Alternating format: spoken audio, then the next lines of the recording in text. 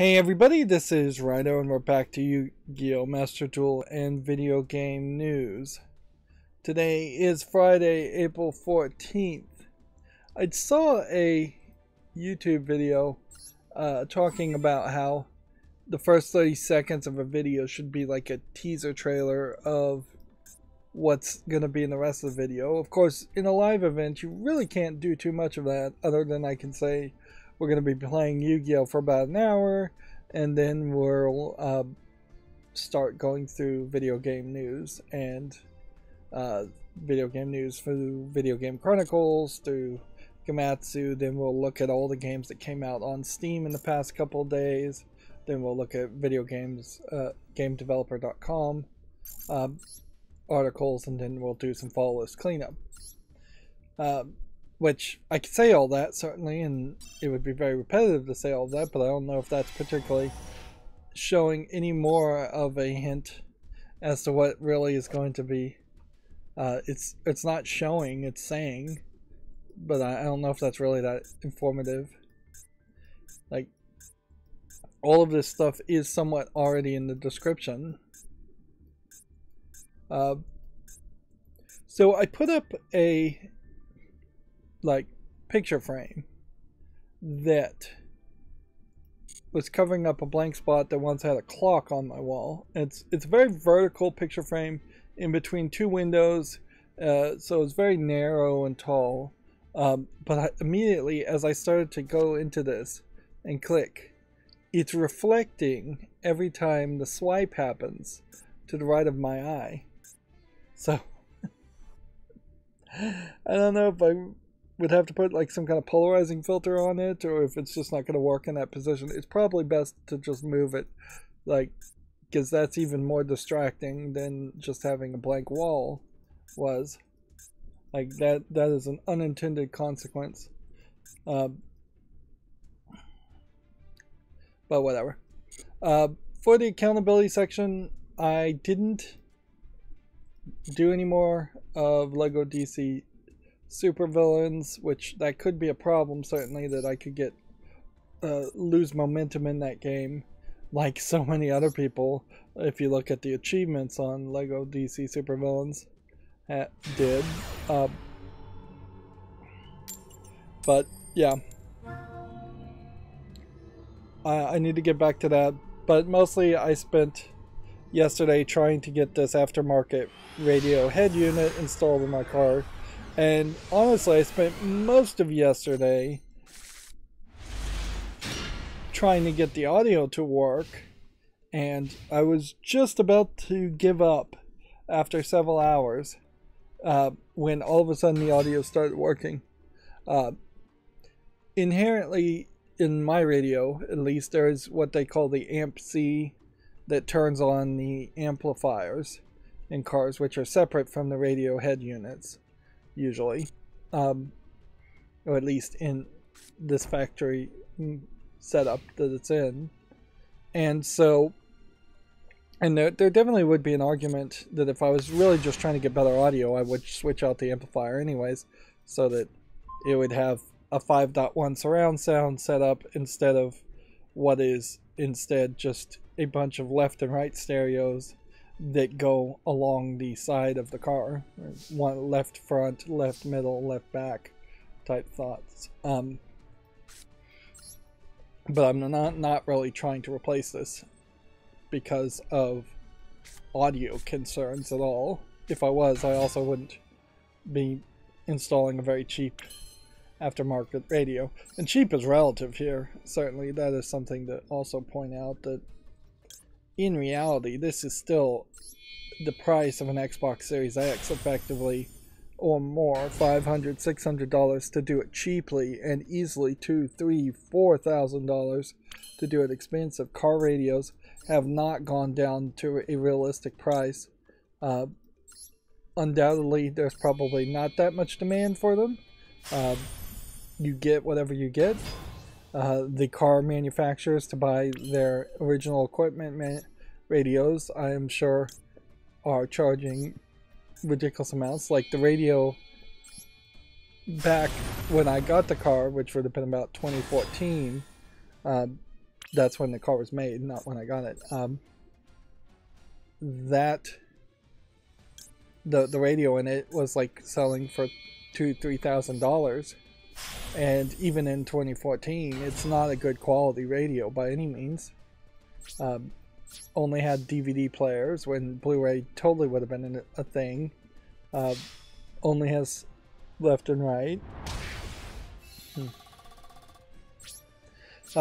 But I was just about to give up when trying to install this radio, and then I found out that the inline Wagyu connectors I have, which are not as good as the ones I'd gotten before, because the ones I'd gotten before were clear, and the ones I have now are that are the inline ones are solid gray, so you can't look in the side and see if the clamp has actually gotten the wire in the right place, which has led to multiple instances where I found out I have just clamped the wire directly on the rubber insulating coating of the wire, and thus the clamp is not making a connection, and thus it wasn't making a connection at all, and that's why the amplifier wasn't turning on. That, and I was connecting the total wrong wire, because one of the OEM harnesses that turn on that connects to the amp and the other elements came with this black wire, and I thought the black wire was just a unlabeled like amp C wire, and so I kept trying to connect it to that when it didn't have anything to do with that at all. The black wire was just an extra ground wire, and so I just twisted the default ground wire into the other ground wire, which is probably a great thing to do in general in a car, because you do have, in cars in particular, this floating ground that only is really balancing itself out to the negative terminal on your battery. I imagine is what's going on there, because there really is no other ground. It's just the chassis of the body, and the chassis of the body is not going to touch the ground on the rubber tires. So yeah, the wire wasn't connecting. The wire wasn't connected right, so I was nearly about to give up on that, and then I finally got the audio working. Now I'm having problems still trying to get the car's steering wheel controls to work. If I can get that to work and make sure just everything else is working, I should be good. The system I have is not particularly the best, but it should be good enough. I had to buy yet another GPS adapter cable because I just don't want to cut the original cords.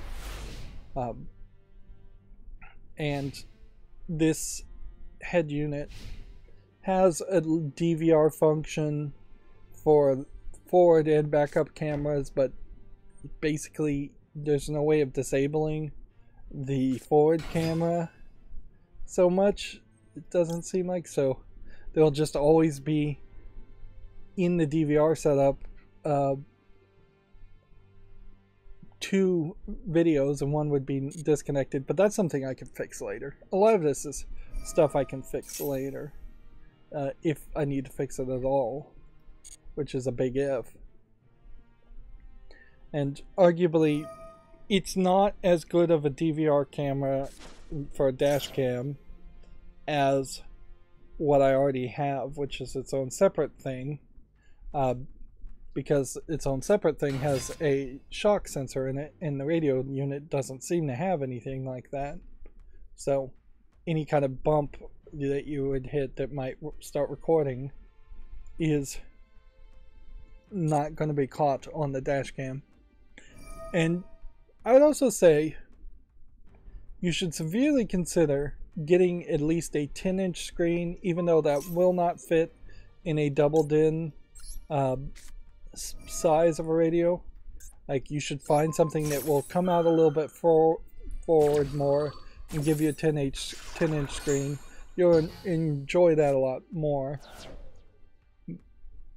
I'm also questioning how well something like voice navigation works when you're not connected to the internet, which 99.9% of the time this unit needs to work not connected to the internet. Otherwise you have to have a hotspot on your cell phone, and you're just giving and wasting internet to this Android tablet device, which that's all it basically is. That would be trying to look for updates or who knows what other. It's very possible here that there could be some kind of crazy backdoor. You just will never really know on these units. But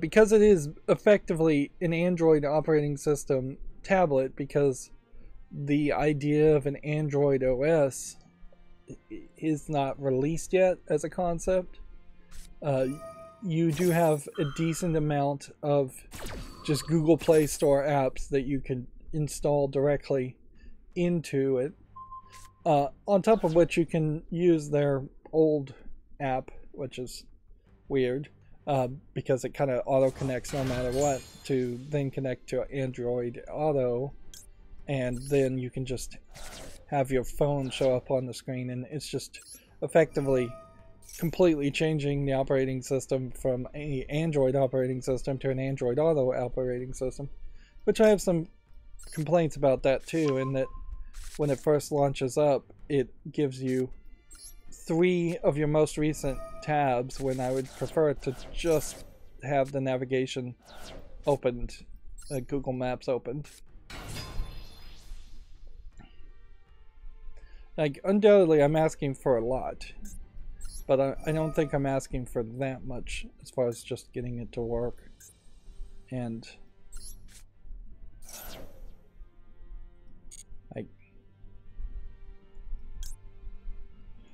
one of the things that it may very well work, but it may not work as nicely as I would hope, or with as any level of smoothness. It doesn't feel like it's incredibly slow as a tablet, but like 4 core 2 gigabytes I think is what it has, when you probably would prefer 8 core and 4 gigabytes of RAM. That may be even a little overkill though. The main thing is it's just going to boot up when it's fully turned off. I don't know how often though it's really going to be fully turned off though.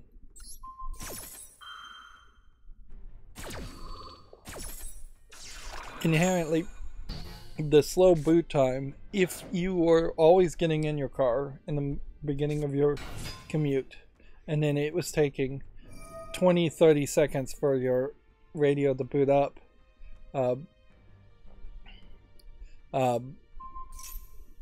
then your initial commute is turning on your car, waiting 30 seconds so you could then turn on your rear camera. We had the Great Lord on the chat, the Great Lord 123 on the chat saying hello. It is I. And then he asks, am I allowed to say hi 3 times again? No, not really. 1 hello per stream, please. So yeah, I spent a lot of time, and I'm learning a lot, certainly installing this new radio head unit, and I'm going to spend a lot of time and work on it some more after this stream, and hopefully it will all be done and working well. One of the things about the head units and using a Maestro RR adapter box to connect the digital CAN bus signal to the radio head unit that's not really compatible or directly controllable or compatible with the Maestro RR, is that there are different types of CAN bus settings, and I'm wondering if that might be a problem in the long run, or maybe I can get that. I'm hoping I can get it to work, but you're never going to get any special features Like, there's definitely a driver I found for a different car from the same manufacturer that would look like you could then control the air conditioner via the radio unit, but you were never able to control the air conditioner in the original equipment, so it would make zero sense that there would be a feature there, unless there was a better version of the radio unit that I had originally from the manufacturer, and there wasn't. I had the best that they had to offer. And inherently, this should be a thing. It should be super easy, and it should be a thing that people have been doing for decades now, that they've been changing out radios, and that it should be very standard, and that there should be a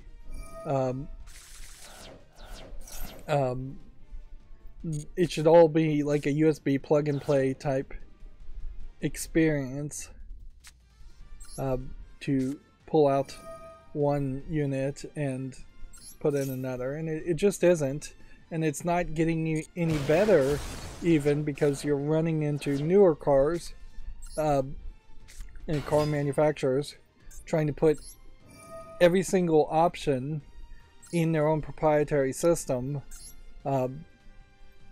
on the radio, and so controlling like the seating location and the air conditioner and checking on trip status, and everything should be in the minds of car manufacturers on that screen. And at some level that is true, that I'd agree with them if this was a whole brand new technology and those options never existed first, but there's decades of experience of wanting physical buttons so that you can have that heads-up display type experience of your head is looking at the road, not fiddling around 5 menus deep inside of a touchscreen. And particularly Tesla is trying to put all of its settings in the touchscreen, and actual car drivers who are arguably a bit old-fashioned in the first place don't like that. The Great Lord says on the chat, to be honest, I played a Tri-Brigade player today. Okay. I haven't seen a lot of Tri-Brigade players lately, and I do think that there probably is a better meta deck. I just haven't done the research. Like, Tri-Brigade died probably, I'd say 3-4 seasons ago at least, as being one of the top tier meta decks, and I just haven't stayed up with it and spent the extra time to try and craft and design a new deck. On top of which, I don't want to learn a new deck. I did, through another fan suggestion, make a deck that was different, and arguably if I learned it a little bit better and played it a little bit better, probably would have won a little bit more, but it had the inherent problem that even Tri-Brigade has, in that it takes way too much time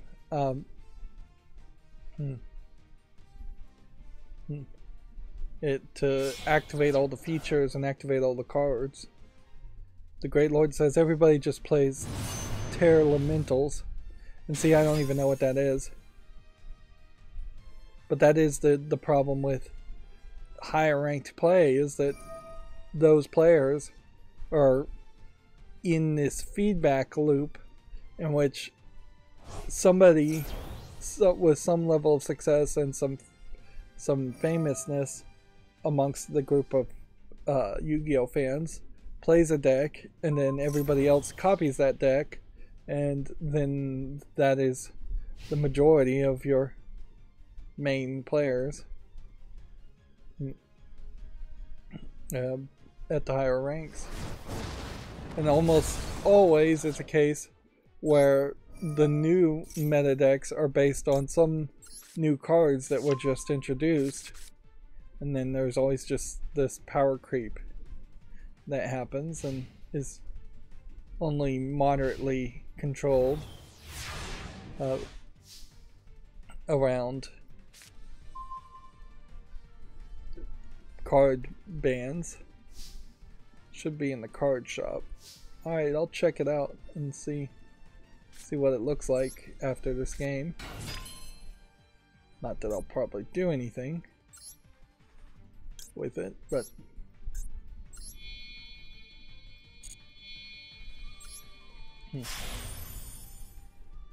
it's called something nature, says the Great Lord. Okay.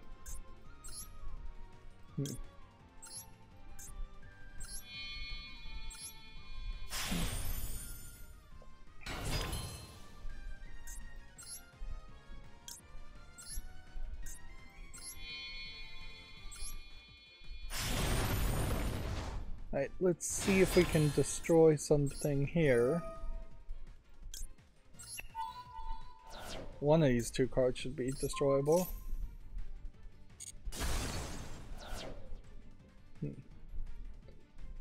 Do I really need to stop that somehow? I mean, he's activating an effect. Can I activate this as a counter?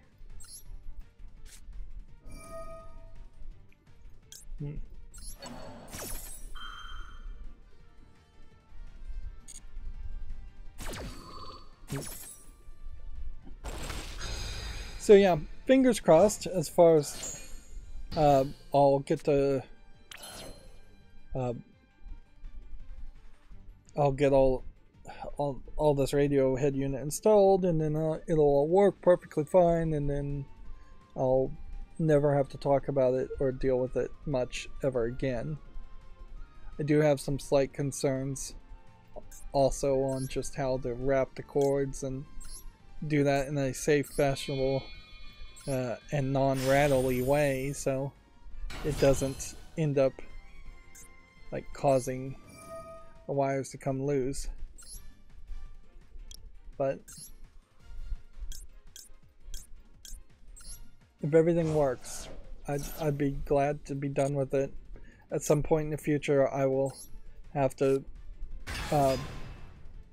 I would want to put a front camera on it, and arguably the front camera might be something more like a right side camera, so that you can better see cars that are coming to that. That might be a weird way to install one of those though, because those basically have to be wired and run in the rear view mirrors components, so that would be a little bit weird.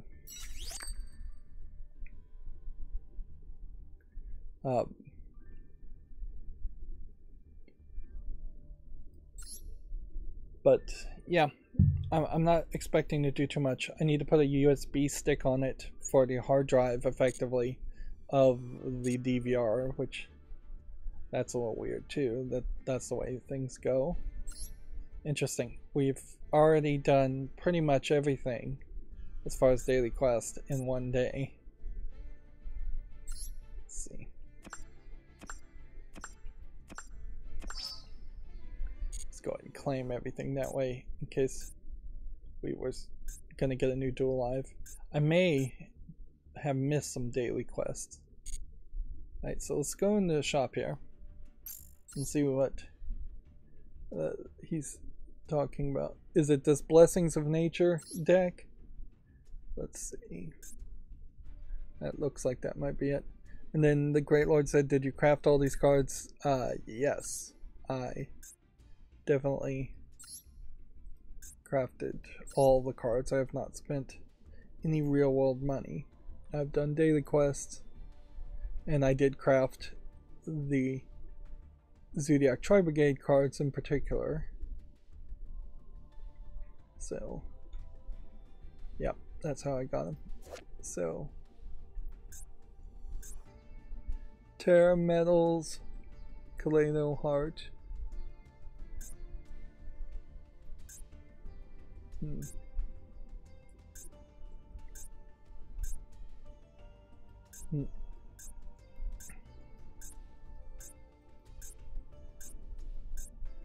So yeah, this must be the cards that change things, because these are the newly added cards to this. This was the half Amazonians deck, which that caught my eye more than the Terra Metals characters did.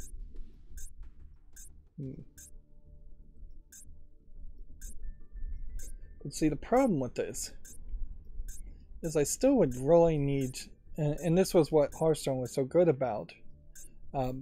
It's really a shame that there's just so much controversy around Activision Blizzard that I no longer wanted to play Hearthstone. Hearthstone still probably is the best visually and optimized experience, or at least it was when I left. Like, I don't know, some of that auto chess stuff, and once they started to just get further and further away from actually focusing in on the main game, it started to probably suffer a little bit, or try to serve too many masters.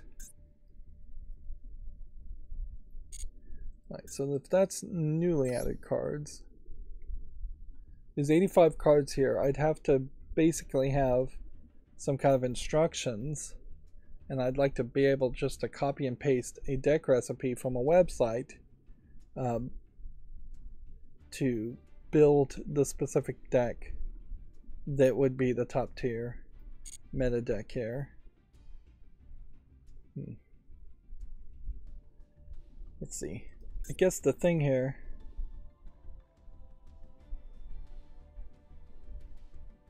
let's see. The Great Lord, I don't know why you want to hear no twice. I mean, I already put it in the chat, and the answer is no. Like there's almost never going to be a point where an exception happens there. Like, because the only time I would say, yeah, I would duel somebody is if I had just a ton of extra time. And I can tell you, I have not had any extra time to do anything in years. Like, it just doesn't happen that way because I'm slow and I don't have the energy for it, and I'm talking about how I'm going to spend the rest of today working on a radio unit. So the last thing I need to do is take on a duel. So sorry, I'll try to be nice about it, but yeah, no exceptions are going to really be made from the rules that are pinned at the top. And challenges do include challenges of games. Right, see.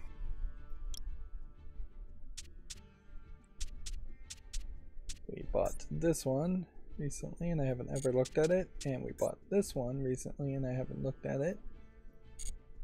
Right, so yeah, ideally you would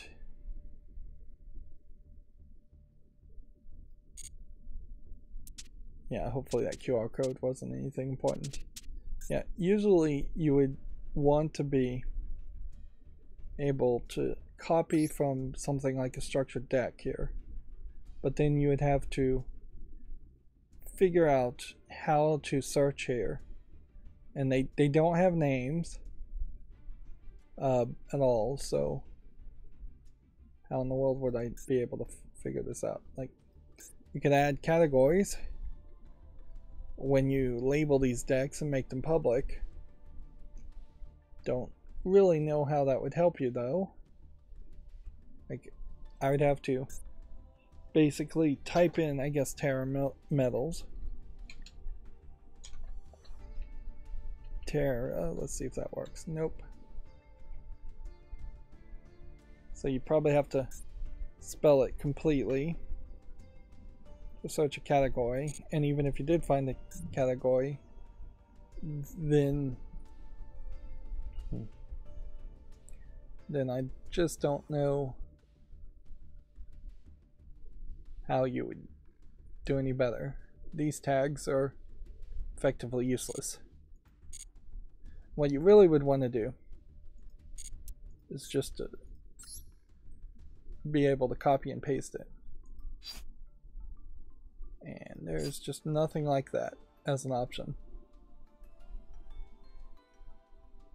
So, as it sits, and this is why I don't spend a lot of time trying to make decks, is I would have to just go onto the website and figure out follow the instructions as far as a top tier meta deck, And then as soon as I do that, you at best have a couple of months, at worst have 1 month or less until they put out a new expansion or a new season.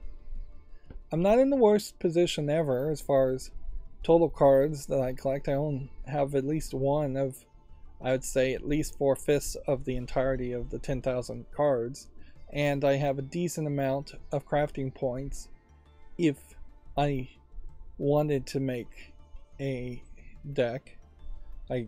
It's about 30 crafting points to make one ultra rare card, so like 120, 1200 maybe.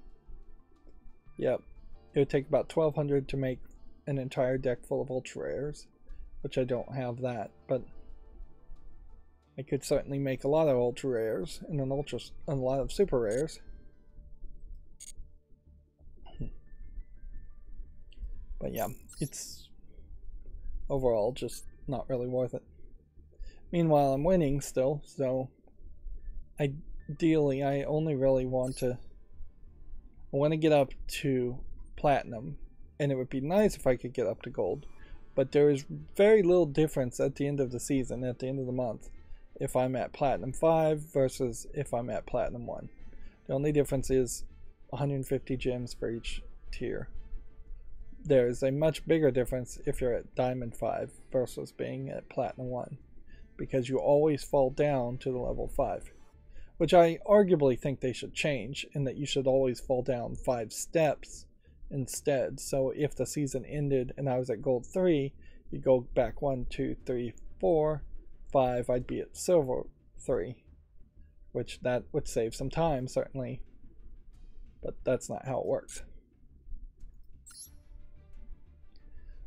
This isn't very video game related, but I think it's worth pointing out since comic books often do become video games, get video game spin-offs. Comic Titans apparently have joined Comixology execs to found a new comics publisher called DSTLRY, which I assume you pronounce as Distillery. This is an interesting thought, in that this is potentially yet another attempt at making potentially a comic book publisher competitor to Marvel and DC. Of course, you have to remember that Marvel is owned by Disney, so at any point if Disney felt threatened, they could throw millions, if not billions of dollars at the problem to destroy any competition, even if they actually felt threatened. And then DC is owned by AT&T, I believe, at this point, so AT&T could probably throw a few billions of dollars at the problem too to fight them. Best case scenario, a new competitor would push Marvel and DC to have more variety in what they offer and embrace some optimizations as far as embracing technology and such, which almost certainly the Comixology people, execs, are going to push for more digital sales and embracing newer concepts.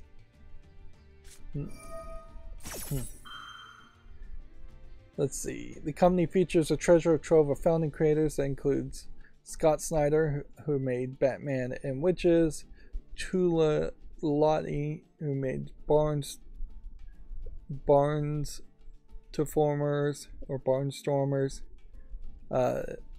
James Tynion IV, Something is Killing the Children, and the Joker War, Junko Mizuno, Pure Tourist.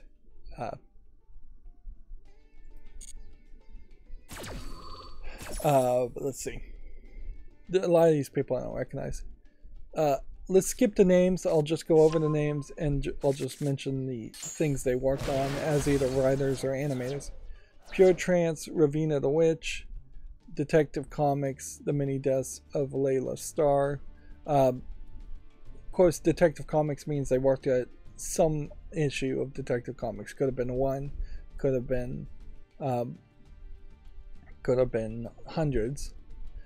Sweet Paprika and Mercy, these are actually more adult comics, sex comics, sex comedy things, or sex drama things, which it's interesting that it is already starting by hiring someone kind of famous for that and not shying away from that. Let's see. I guess I can't really do much of anything else so well in the turn. Lady Killer and Catwoman, Batman One Dark Knight and Witches, Wonder Woman and Batgirls, 100 Bullets and Joker. Brian Azzarello is a name I recognize too. So there's about 3 names here I recognize as somebody who's barely looked at comics, and I follow comics from the outside but don't actually buy or read comics. Love Everlasting in November, Grimm and Harley Quinn, Spider-Man and Skyward, Adora and the Distance, Star Trek Picard, The Wicked and the Plus the Divine, Captain Carter, Y the Last Man, and Snow Angels. Let's see. More founding creators, creative teams, and publishing rollout to be announced later this year. So that feels like that is a fairly big amount of people there. That being said, it isn't incredibly uncommon. I think this has happened at least 2 or 3 times before, where creators have left Marvel and DC for some third-party company, and it really hasn't gone anywhere that far. Like the whole Spawn comics and the publisher of Spawn comics was one of those ideas, and I think at some point, not Spawn, but a different company did something similar to that, where a bunch of artists created their own artist-owned co-op type company. Artist-owned company, not really a co-op. And then it just got acquired by DC. Yeah, DC has, I think, been in particular kind of bad about acquiring Wildstorm, was one of them, I think, at one point. And in DC's case, it's kind of hard to tell which instances were a label created by DC to just sell more comics, and which ones were originally their own independent companies.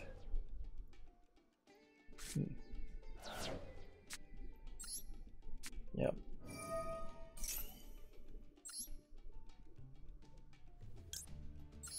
Yeah.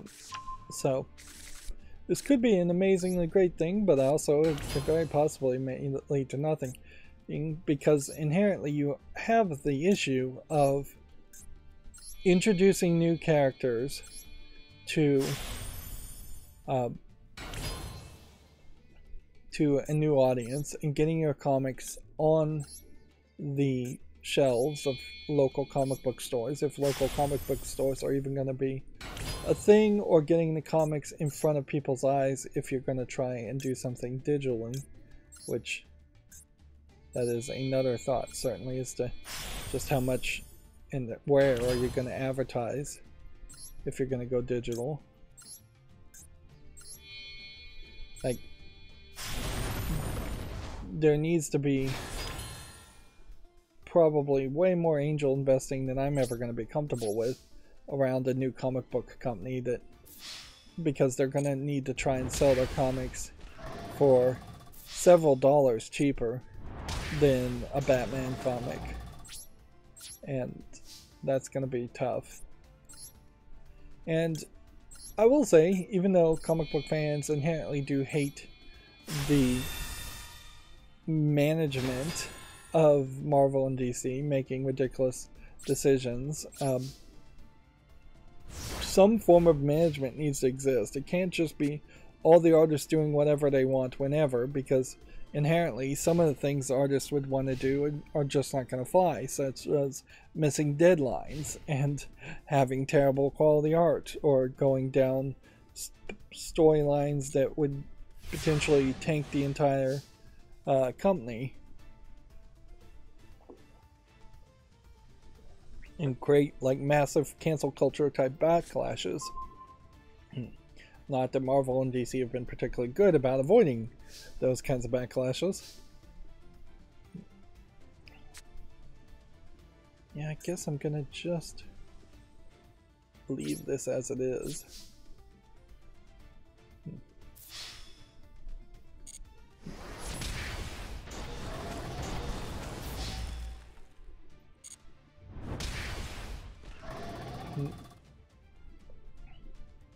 It would be interesting, certainly, to see it succeed, though.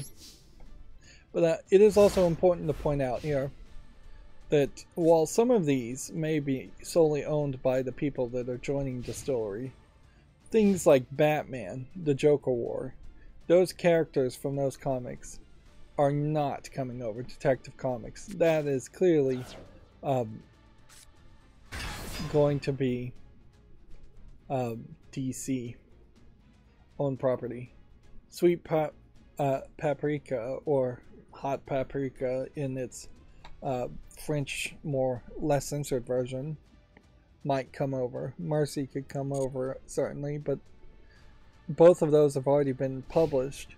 Anything that actually would be published by Distillery would have to be either continuations of things that already exist, of characters that the artists wholly own the rights to, which very little of characters do, or it's all going to just be new announcements. Why the Last Man is finished and wrapped up, and I honestly don't think it wrapped up particularly well, even, so.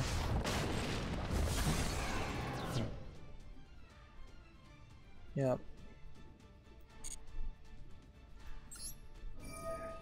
So, yeah. If I even manage to get more news on this Distillery, if it actually becomes anything,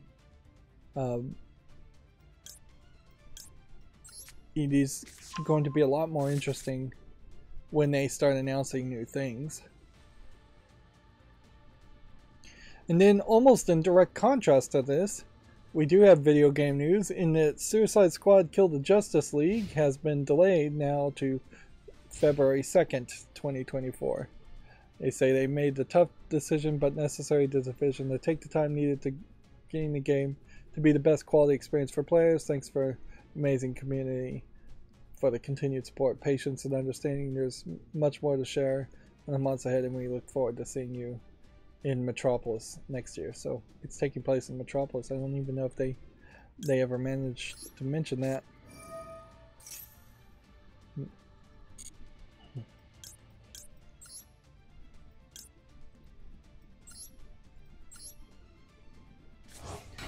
What they should have done, if I was going to throw out a bone here, is that they should have thrown out a bone and said, we're going to reduce the games as service microtransaction aspect, or at least rethink it. And very possibly that is what they're doing, but you don't really get credit if you don't say it out loud and make some kind of form of commitment. And inherently, I don't know if the game succeeds financially if it doesn't have the games as service microtransaction elements.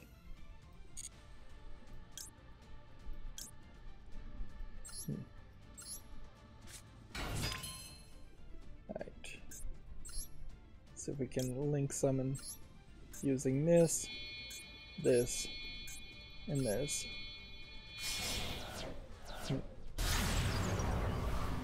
That should get our daily quest done. Then we're just activating effects for no reason. I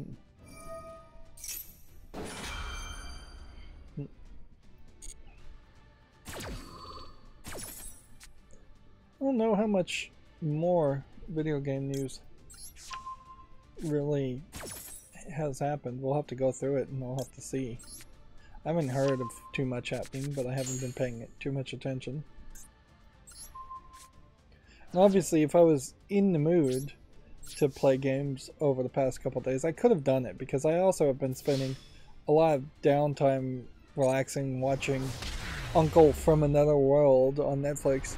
I think that's probably a very interesting little anime thing. It feels like it's not a 4-comic web comic, but it definitely says web comic on it. And it is shorter episodes where this guy seemingly actually got isekai'd, sent to another world and given magical abilities, and it was there for his entire youth, and his body was like in a coma in the real world. And so now he is like this 40-year-old uncle that has come back to Japan and living with his like 20-year-old nephew, and he's telling his nephew and her wannabe soon eventual girlfriend, his nephew's eventual girlfriend, a bunch of stories, or he's actually showing him videos using magic of what he did in the other world. But the uncle is definitely a shut-in who is just obsessed with Sega and video games, and so his entire reference is from that. And he comes back and he's just using magic to be a YouTuber, and it's very silly as far as just like this guy has like unlimited magical power, and he's only interested in buying retro Sega games and making YouTube revenue, and he just doesn't realize throughout the entirety of the season and the 13 episodes that like every single female character in the other world has like a crush on him and was supposed to be some kind of romance plot, and he just doesn't interpret the situations correctly and thinks they all kind of hate him or don't have any level of interest in him. And so yeah, it's hard to say anything really would spoil the story there, but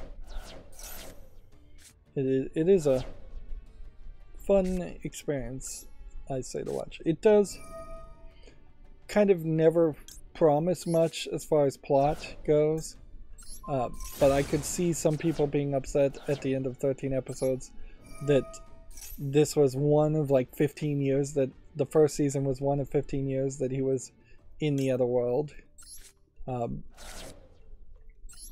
because yeah, there is, I guess, a bit of a mystery as far as how did he finally get back home, and were the love interest ladies for the uncle ever going to manage to get to Japan, and or was he going back to the other world at some point? Yeah, none of that gets resolved, and nothing about the nephew and his eventual girlfriend really goes anywhere. They're just not really a focus there. Like inherently, it is probably a web comic that has 6 to 8 panels for each gag that it does, and I wouldn't be surprised if there wasn't even that much of a connected storyline in the web comic, and that the anime has moved further towards adding a storyline to it, a connected storyline. But it definitely feels like a show that's not really trying to go anywhere. It's like a Seinfeld-esque show about nothing type experience,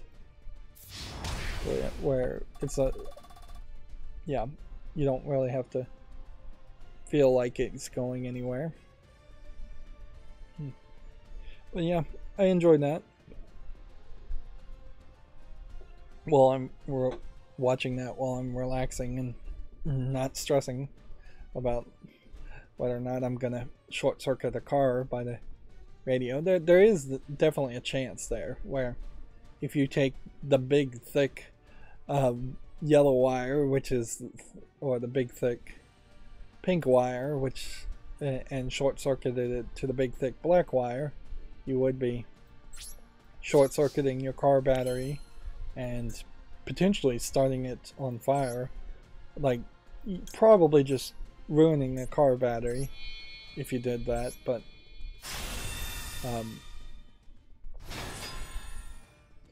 yeah, there's fuses probably further up the chain to stop that from happening, and there are fuses further down the chain to stop that. In fact, the cable harness that's called a T-harness because it splits some things to the Maestro R and some things directly to the radio. The cable harness has a fuse on it, and then the radio itself has a fuse on it. So, and the old school car radio fuses, which is fine. No reason to really reinvent the wheel on that. Well, in a lot of ways, though, it would kind of make more sense if they were thermal fuses, which is the more standard way you would do things these days, is that you would have a thermal fuse in a circuit, maybe at 12 volts and very high amperage. Thermal fuses don't work, but most things have, instead of plastic fuses that you have to pull out and replace when they get blown, a thermal fuse that looks like a circular ceramic disc with two wires going out the bottom of it. It looks kind of like a capacitor, a flat capacitor, not the tall cylinder capacitors you'd be used to seeing. I'm sure most people aren't used to seeing any kind of capacitors. But yeah, the thermal fuse will just spread physically the connections apart as it heats up because of too much amperage, and then it will just naturally cool down and reconnect it. Of course, there might be a problem with something like that, in that if the fuse is still short-circuited, it would just expand and contrast and expand and contrast multiple times. And there may not be a level of safety on that. And it's not really like most people end up changing fuses that often in their cars anyways.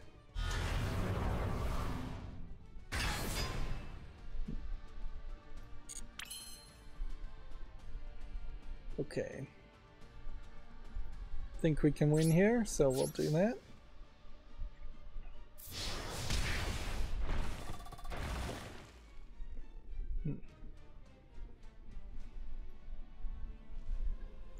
Okay, starting to go through video game news. Modern Warfare 2 and Warzone 2 patch notes will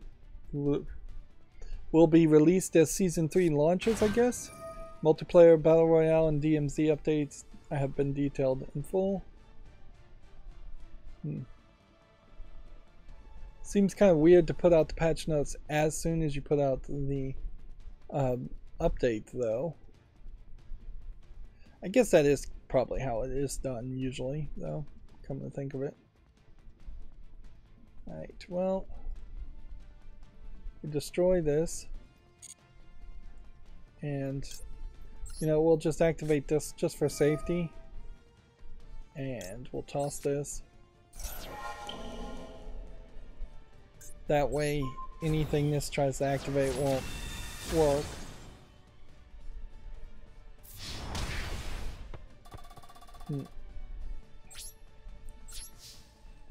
Well, he survived. I'm surprised at that. Well, I don't know what happened there. I feel like I should have been able to attack with either this or this on top of that.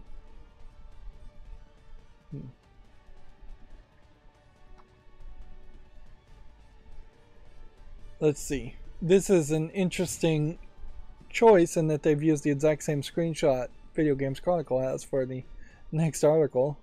Gamers have filed an amended lawsuit to block Microsoft Activision's merger deal or acquisition deal. The group's original legal challenge was dismissed in March.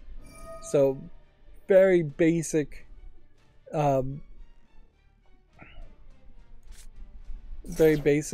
legalese happening here. This was a lawsuit from 10 video game players in California, New Mexico, New Jersey, because they failed to present sufficient evidence to support their claims.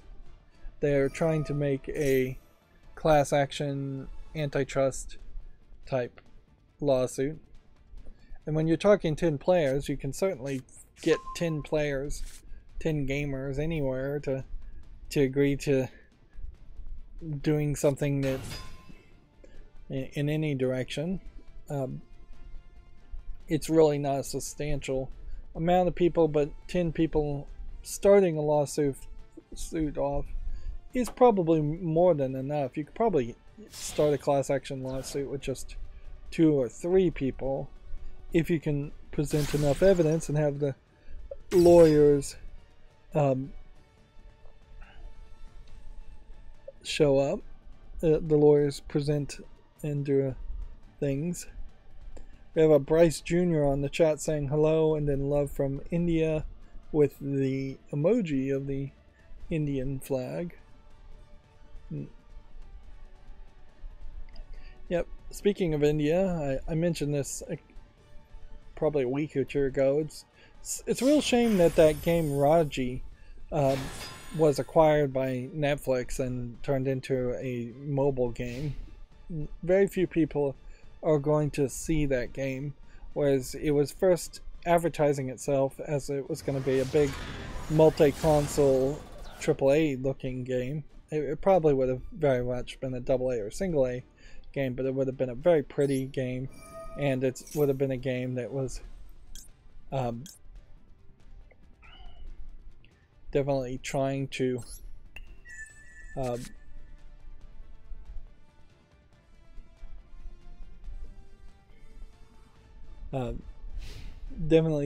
be a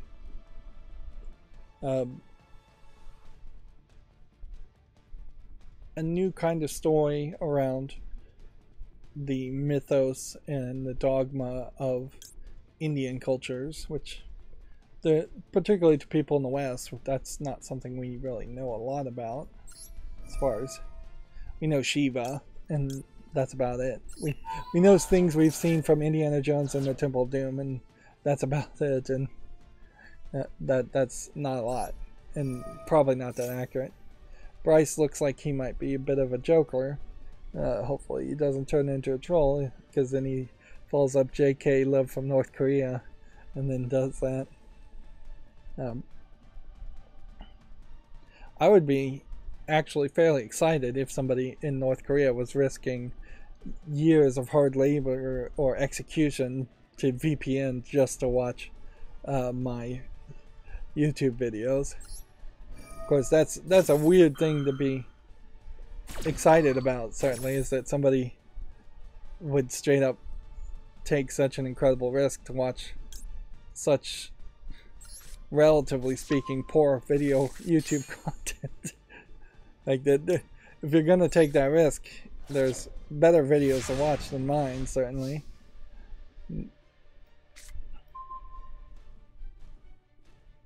I always tease with the joking conspiracy theory that there's absolutely no chance this is true, but it would always be a funny twist if it turned out North Korea was this secret utopian Wakanda-like country, and that all the other countries around the world just lie about North Korea being incredibly impoverished and poorly developed, just so people don't try to flee to North Korea and live in that Wakanda-like high-tech, super advanced, full of resources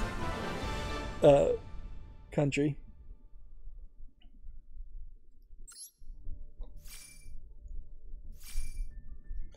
But yeah, like I said, there's no way it's true, because there's just no way that you could have had a massive boost in your economy that wouldn't have led to some kind of export trading that would have highlighted an advanced technology if you had something. Like in the example of Wakanda, they have that vibranium mines, and the vibranium powers like all their technology and makes them super advanced. But there's just no way you would have found a vibranium mine and been able to figure out how to use the vibranium and develop it into technology before you either actively started trading with the other people around the world, or somebody would have smuggled some vibranium out to another country. If it was something like there was a colony on Mars and they came across some kind of vibranium technology, then that would make some sense. But yeah, land borders just are going to allow smuggling to happen, and smuggling and spying. If you were your own island somewhere, and like, it's possible something like that can happen, but it's unlikely a isolated island would have the technology to mine and manufacture anything from something like vibranium. We do see real world examples of this in like Africa too. This has nothing to do with video games though, where lithium mines, for instance, were found in Africa, and oil was found in the Middle East and Africa. And every time a resource-rich material is found in the Middle East and Africa, a more advanced first world or second world country comes in and starts building mines and refineries for those resources, and has to work with the locals, or abuse and use the locals to strip the countries of their resources and sell them. It would have to be a situation more like an Atlantis situation, where the technology was invented potentially thousands of years ago and then lost to time and hidden. So if there was like an Atlantis island somewhere, something like that could have happened. And I suspect something like that really has happened in the history of humanity, that particularly when you look at like the Dark Ages and most of history being written from the perspective of the Romans and then the British Empire from there, it is very believable that there were entire countries tens of hundreds or 100,000 years ago that had slightly more advanced technology that got lost. Alright, let's start talking about video game news exclusively here. I could play more Yu-Gi-Oh, but I've got the daily quest done, and like I said, I'm trying to save time. We talked about this before. Super Mario Bros. Theme is the first game music selected for preservation in the Library of Congress. I think it's a mistake that the Library of Congress is having to select things for preservation, when really a all hands on board, let's just move as fast as possible concept is way better. It would make a lot of sense if they were more doing like the Wayback Machine and archive.org was doing, which is just trying to get everything on the internet every time it crawls the internet, and every snapshot of a few days if they can.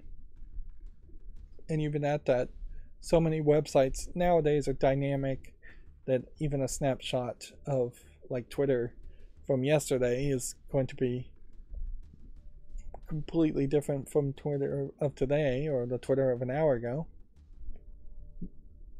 Let's see. Koji Kondo's music joins more than 600 other culturally significant sound recordings. This may be, I guess, this is a somewhat old program, but not that old. 2002, they've been doing the recording registry, a list of sound recordings that are culturally, historically, or aesthetically significant and or inform a reflective life in the United States. Of course, the Library of Congress really only interested in the United States. And then they are only selecting 25 pieces of audio recording since then. So you're talking 20 times that plus 25. So 500 pieces have been 525 pieces. Yeah, that's not a lot of sound effects. And here you have Video Games Chronicle, once again choosing a weird video because they feel it necessary to have a video in every single article. So they have the Jimmy Fallon singing with all the actors from the Super Mario Brothers movie singing along. Although here is Miyamoto. I don't think he actually acts in the movie. He may do a voice or something there. 625. My math was wrong. 625 MP3s though. Like, no, let's be fair. 625 free lossless audio codec files, which would mean no compression, highest quality you could possibly have of FLAC files. I don't think there's anything else higher that you need for a fully produced finished piece of music. Yes, you could get, I think it's called DAW files, if you were trying to get individualized tracks separated out for audio sweetening and manipulation in an audio editor. Like, yeah, I'm sure the Library of Congress would be interested in having DAW files if they're available, but in reality, you could get 625 FLAC files on the size of a micro SD. Probably 16 gigs, maybe 32 gigs. Not a lot. Not a lot of space being committed to that. Even if the Library of Congress had a backup server in every single state in the union, so 50 different servers, 50 times 32 gigs is still insignificantly small. There's definitely a slowness that's happening there. When I think of the Library of Congress, I think of it like it's this giant library that has and collects everything and has a copy of every single book. It's supposed to have at least one copy of every single book ever published, although I don't know inherently how you get a book in the Library of Congress if you say published one yourself. But as far as audio, they're really far behind, and limiting it potentially to selecting 25 pieces of music is ridiculous. That to me feels like they have some committee and every month they meet and they pick 2 audio files and that's it. I mean, here you could easily get a lot more audio, and then I'll move on quickly from this. Though, if you simply took the Bloomberg top 100 songs each month or each week and just took all of those sound files, like, and said, well, maybe we won't add these to the Library of Congress because then they'll become public domain at that point. I don't know if that's really the case. I don't think it really is. I think Library of Congress is specifically exempt from any copyright laws, so they can have any copyrighted stuff they want. And there is definitely some pushes to straight up shut down some libraries. I've seen some stories of just, we can't, people in Texas and people in other right-leaning Republican-run states have been shot down in the courts as far as censoring what books can be in the library. So now they're just straight up trying to shut down libraries altogether, which is the ultimate form of censorship. But yeah, you could easily take the Bloomberg top 100, or whatever top 100 you want to pick, or all the top 100s that are big enough as far as songs playing on the radio, and have all of those songs added. And you would have not exactly 100 every month because there would be some overlap, but you could easily have have a large amount, somewhere around averaging, I would say, 50 to 60 new songs each month being added. You could also certainly say, like, the entire album of Dark Side of the Moon, that album probably has 12 tracks or more on it. So that would be an easy 12 songs there just by picking any random album. You could do the entire Beatles catalog, and you'd probably have more than 625 songs. You could do every single Weird Al song ever made, and you'd almost certainly have more than 625 songs. Like Michael Jackson, things like that, just Prince, that you can easily name some huge ones. You can go back to and get like Elvis or Chubby Checker or Frank Sinatra, like really, really old song singers. All of their discographies could be in the Library of Congress easily, to have that number go up. I mean, it's not crazy to potentially have all of the discography of several different audiences just on your own personal hard drives and phones and servers, if that was a thing that people did instead of just listening to Spotify. Moving on, back to video game news though. Capcom is teasing big news for a Street Fighter 6 showcase next week. The Ubisoft Plus subscription service looks to be set to launch on Xbox imminently. Update here, Ubisoft Plus has launched on the Xbox as part of the service's $18 or £15 multi-access plan. Which, yeah, I don't know if you really need to get Ubisoft Plus. It was going to severely just depend on how many Assassin's Creed games you really want to play, or how many, like Prince of Persia, Sands of Times, old versions of these games do you want to play when they're supposedly still working on a remake of the Sands of Time series. A lot of these games are mid-tier in quality, and a lot of them you may already own.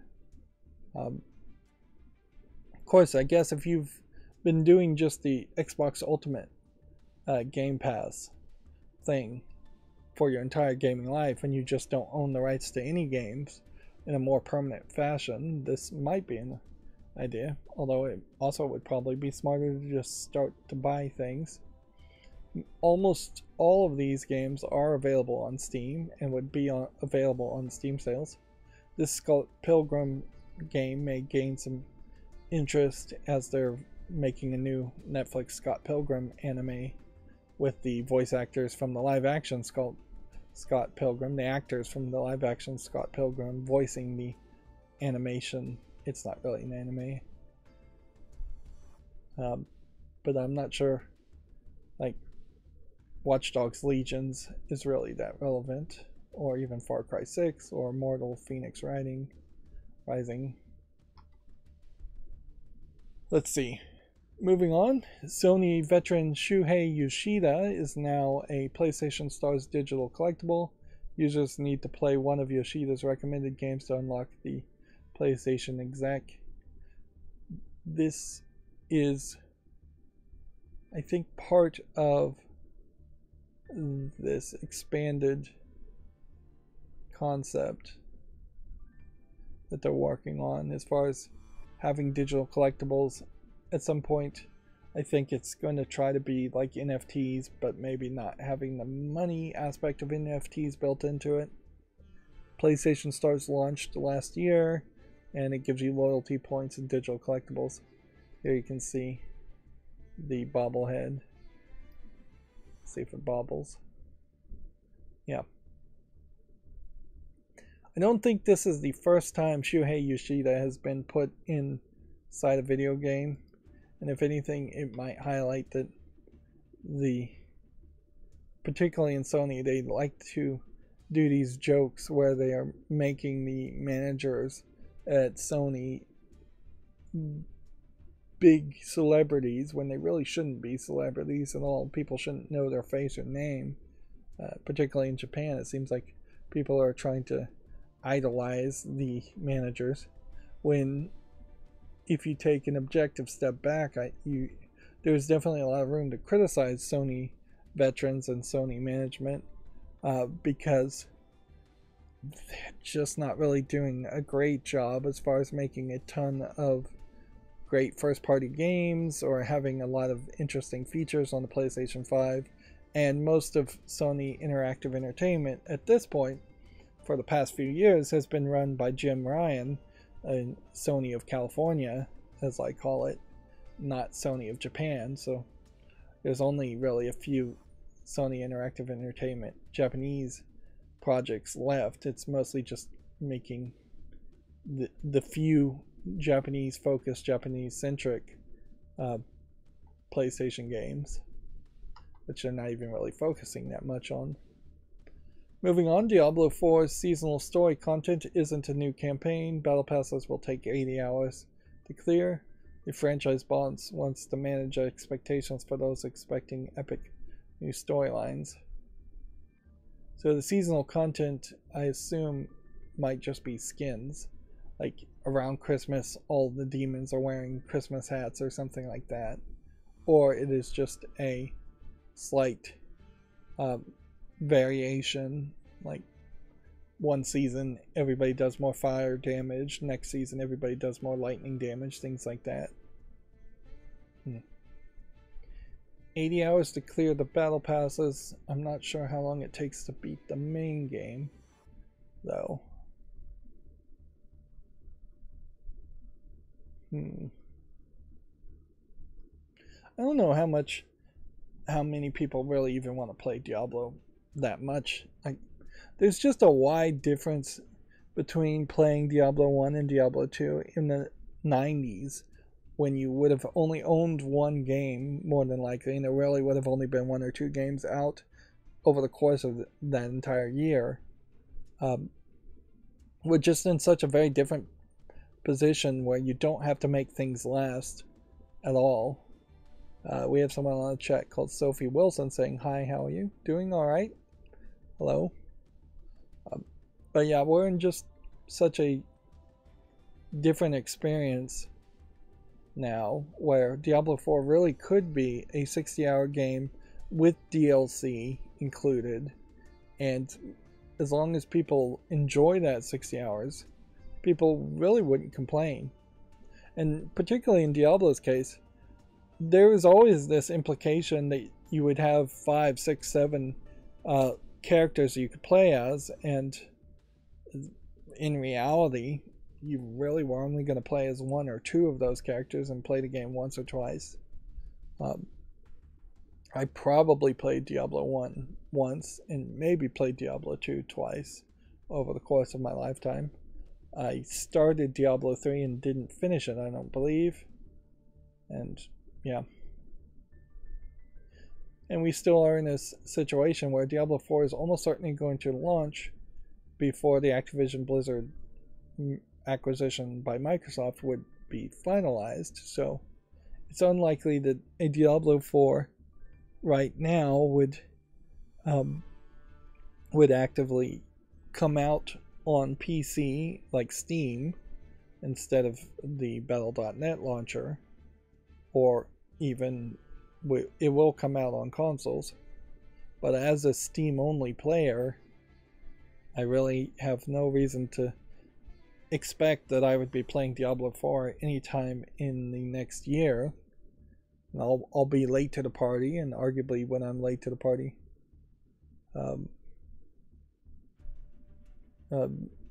things will be different. Patches will happen. Sophie asks, will there be more story DLC for Diablo 4? I can only scroll down on this article and see. I would suspect, if you were to look at the history of what they do with Diablo games, there's usually at least one big expansion DLC that does add some form of story continuation there. But they are doing things.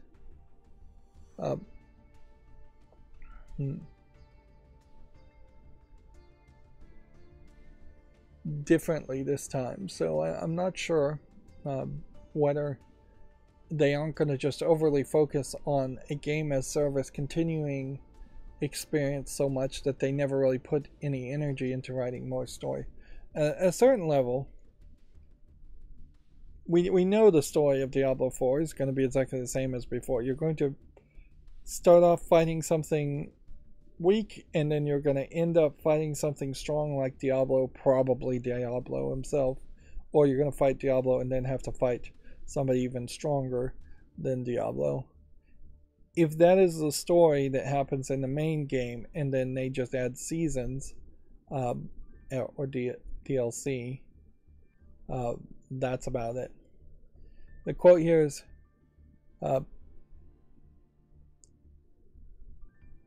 says, seasons...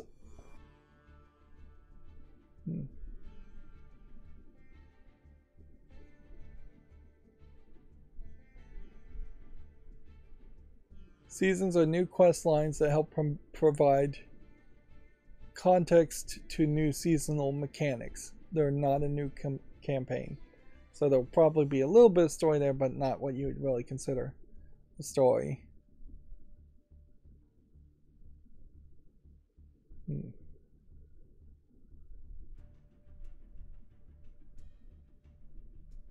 New quest lines would be available as part of the free path in each season and wouldn't require players to buy the battle pass to access it.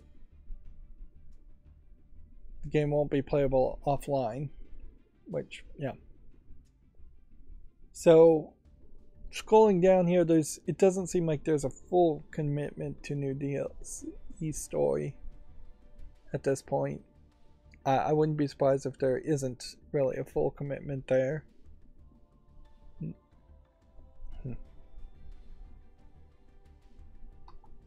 Moving on, since I can't fully answer that, sorry, they haven't announced it, made it clear in that article. Hidetaka Miyazaki has been named one of the Times Most 100 Most Influential People of 2023. He's only the second video game developer to ever be included on the list. Let's see. He is the From Software president, and so he directed or had some hand in directing Demon's Souls, Dark Souls, Bloodborne, and Elden Ring. So, yeah. And I guess the question is, what defines influential? Is being a director of a game company that makes games that people really like to play and receive well that influential? I'd argue it really isn't.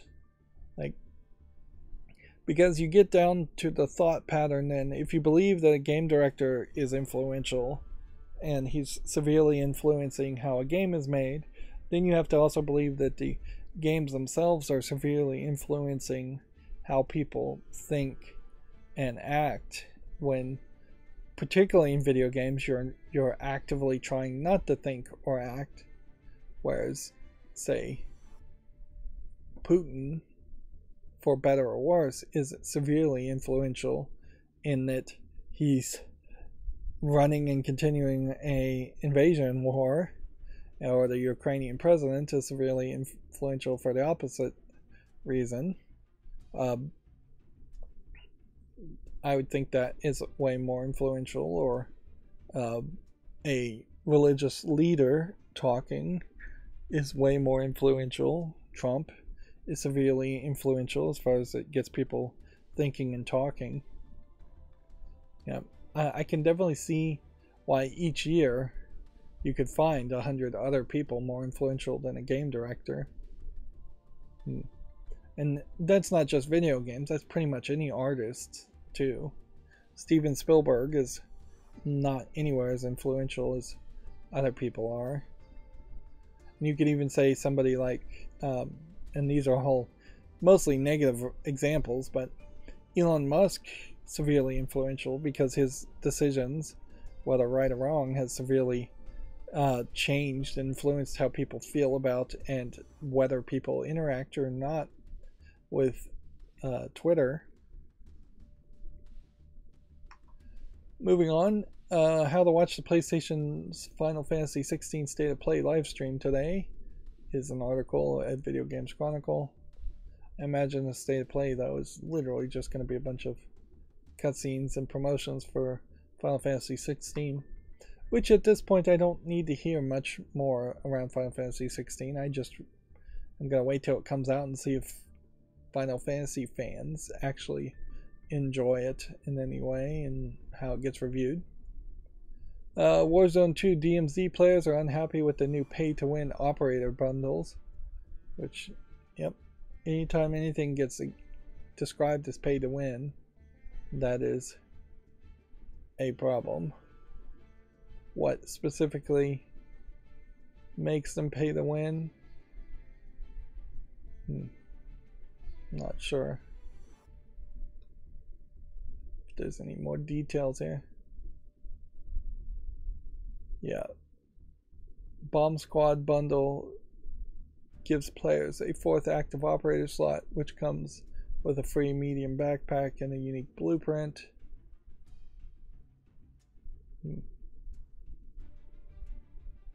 Further operators are planned that will also start games with significant advantages such as UAV or the ability to self-revive. Yeah, that definitely seems pay to win when you start with a whole extra character with extra items. Nintendo has published the final Zelda Tears of the Kingdom pre-release trailer, which I guess you can check that out if you're interested at Video Games Chronicle or elsewhere, I'm sure. Nintendo's YouTube page. Subscription service Ubisoft Plus is now available on Xbox console. This is the same story, basically, that Video Games Chronicle already talked about. They're just repeating themselves. You do get a full list here of everything available to you. Although, interesting, they've kind of lost the numbering system here. Like Assassin's Creed, the Ezio collection is the oldest games, and then Assassin's Creed 3, but seemingly no Assassin's Creed 1. And these are labeled as like gold editions, deluxe editions. A lot of these older ones also would not have their like multiplayer functions that they crammed into Assassin's Creed working at all, so it's a problem there. And arguably, I've definitely spent a lot of time thinking about which of the Far Cry games I'd play. I'd probably want to play Far Cry Primal or Far Cry 3, and Far Cry 3 Blood Dragon might be good arguments too. Probably not Far Cry 4, but maybe. And then you start to get to like Far Cry 5 and 6, and I don't even know what New Dawn is. The latest ones, almost certainly not. Unless I just somehow really love the Far Cry series. But notably, Far Cry 1, Far Cry 2, not listed here either. Those games are, I imagine, fairly old. Grow Up, but not Go Home is listed here. So, Grow Up is missing its sequel.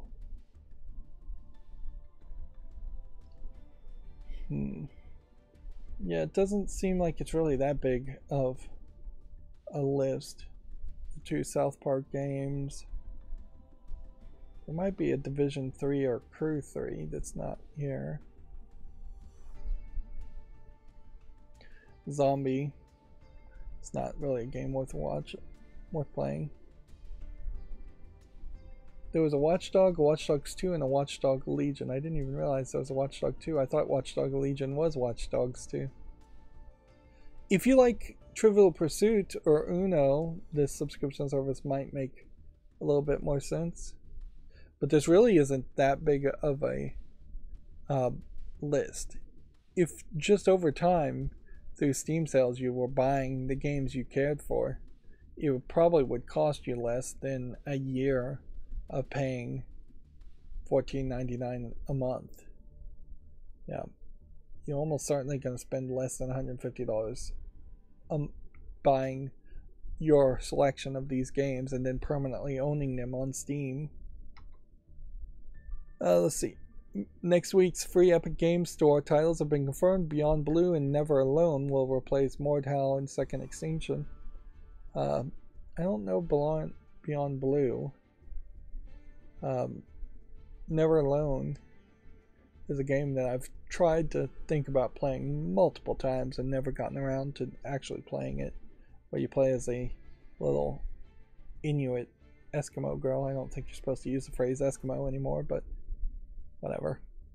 In a little platforming game. Let's see. EA will release its first-person magic shooter Immortals of Avium in July.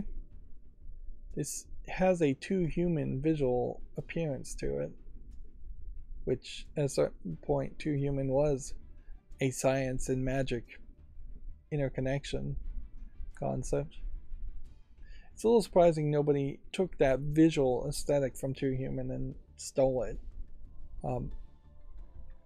But yeah, the actual gameplay in Two Human, those concepts evolved into better games, and those better games depicted things in a much better way. And arguably, the Viking concept stopped being popular after Two Human and then has now become more popular with the God of War reboots, God of War Ragnarok. So we've gone a full cycle, if not 2 or 3, as far as Vikings being cool. Let's see. I'm not going to promote the VGC podcast.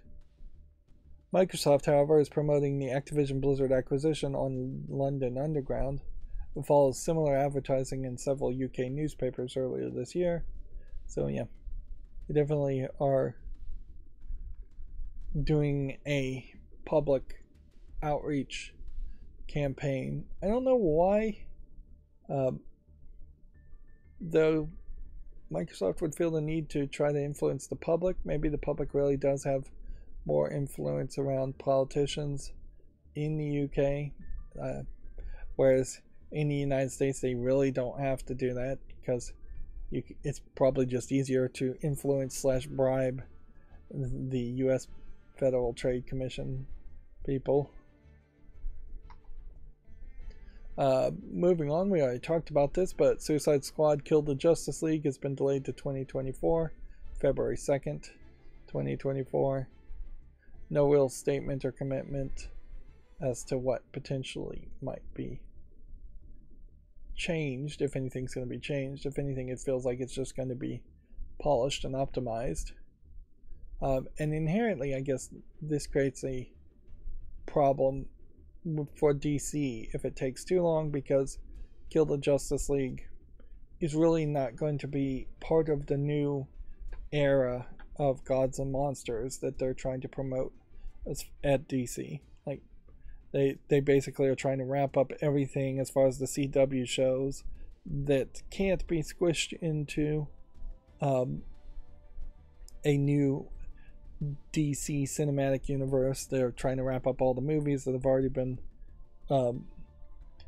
released or made, and then they're trying to start all over again and have a more combined, consistent experience. So this Suicide Squad, based off of Suicide Squad movies, no longer has a home or a place at DC. It doesn't really have to, but it's going to be weird if they released a new Suicide Squad movie and it is different looking characters or different actors being face scanned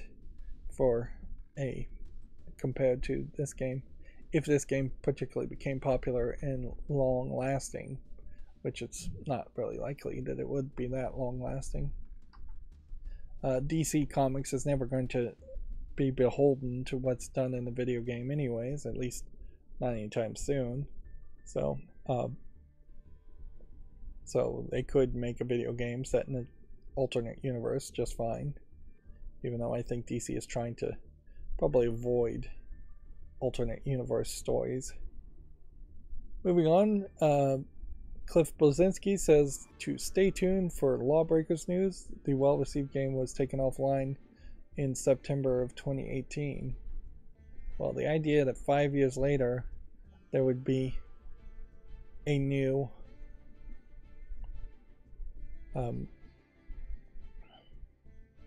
Lawbreakers thing, that would be interesting. It's kind of crazy that Cliff Bleszinski is even involved in video games. I thought he said he was going to leave video games and stop having anything to do with it. But apparently he says, just got a text about my lawyer about ... Lawbreakers, stay tuned. The team worked their butts off. I relocated many people from other parts of the world for it, and the internet was like, har har, it doesn't have enough players. Meanwhile, the studio creators and I have to deal with a year of crippling depression out of guilt.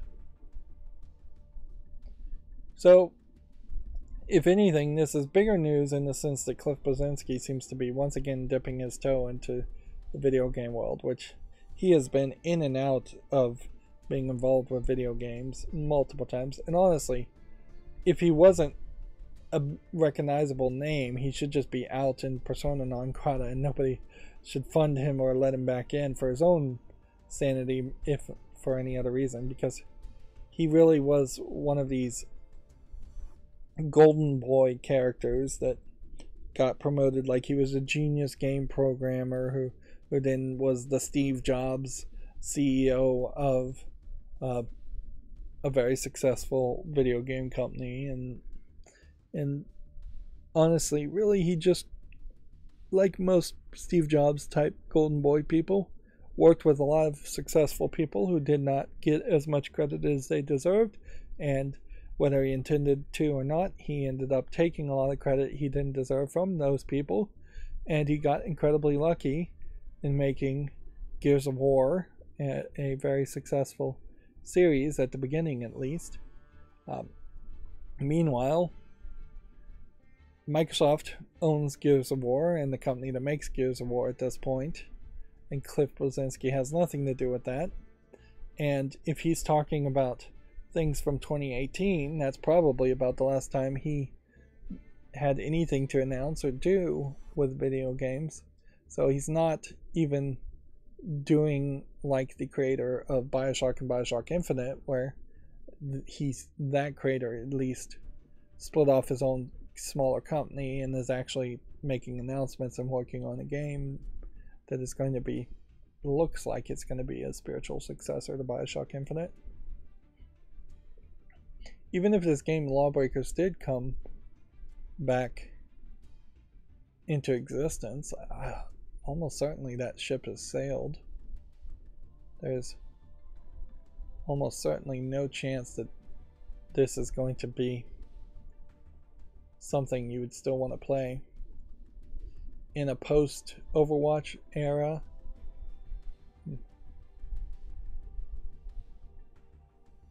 Running, gunning, grappling.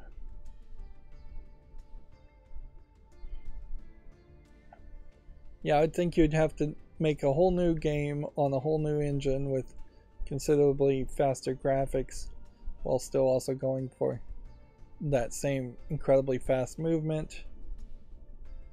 If anything, this might be a game that's kind of the opposite of something like Counter-Strike Go, that it might have been super popular, but being taken offline, now it would have lost its audience, whereas Counter-Strike Go was super popular and just left to be online forever, and that's why people still play it, is that it has become a very comforting, consistent experience. It's probably the exact same reason why people would still be playing like World of Warcraft, is that it's been online the whole time. This is interesting. Bethesda has added de novo DRM to Ghostwire Tokyo, as it's confirmed Redfall will have it too. I don't see any reason why you would add de novo into a game that's already been released. That seems kind of crazy.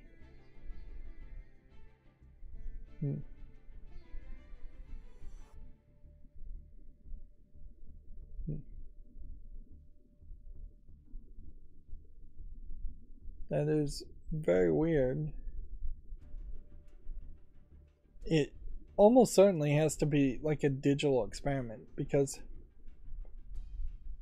non-de novo versions of this game already exist. And if Bethesda was trying to make an argument that piracy hurt the sales of Ghostwire Tokyo, well, that ship has already sailed.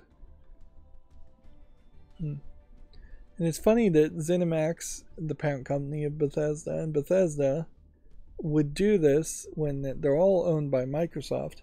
If anything, this might give a bit of a hint as to either Microsoft being too hands-off or Microsoft being pro de novo DRM.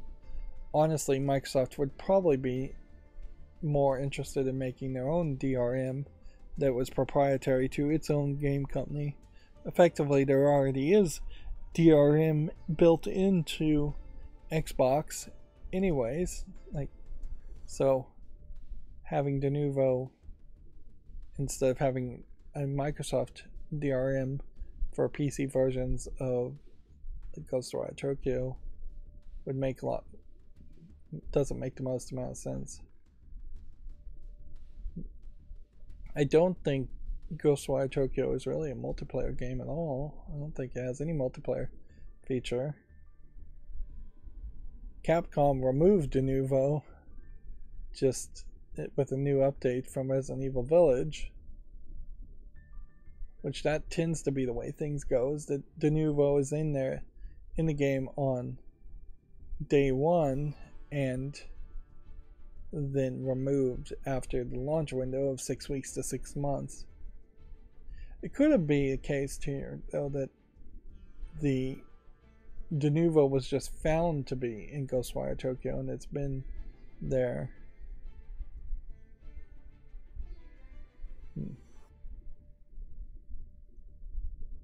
That might be the case.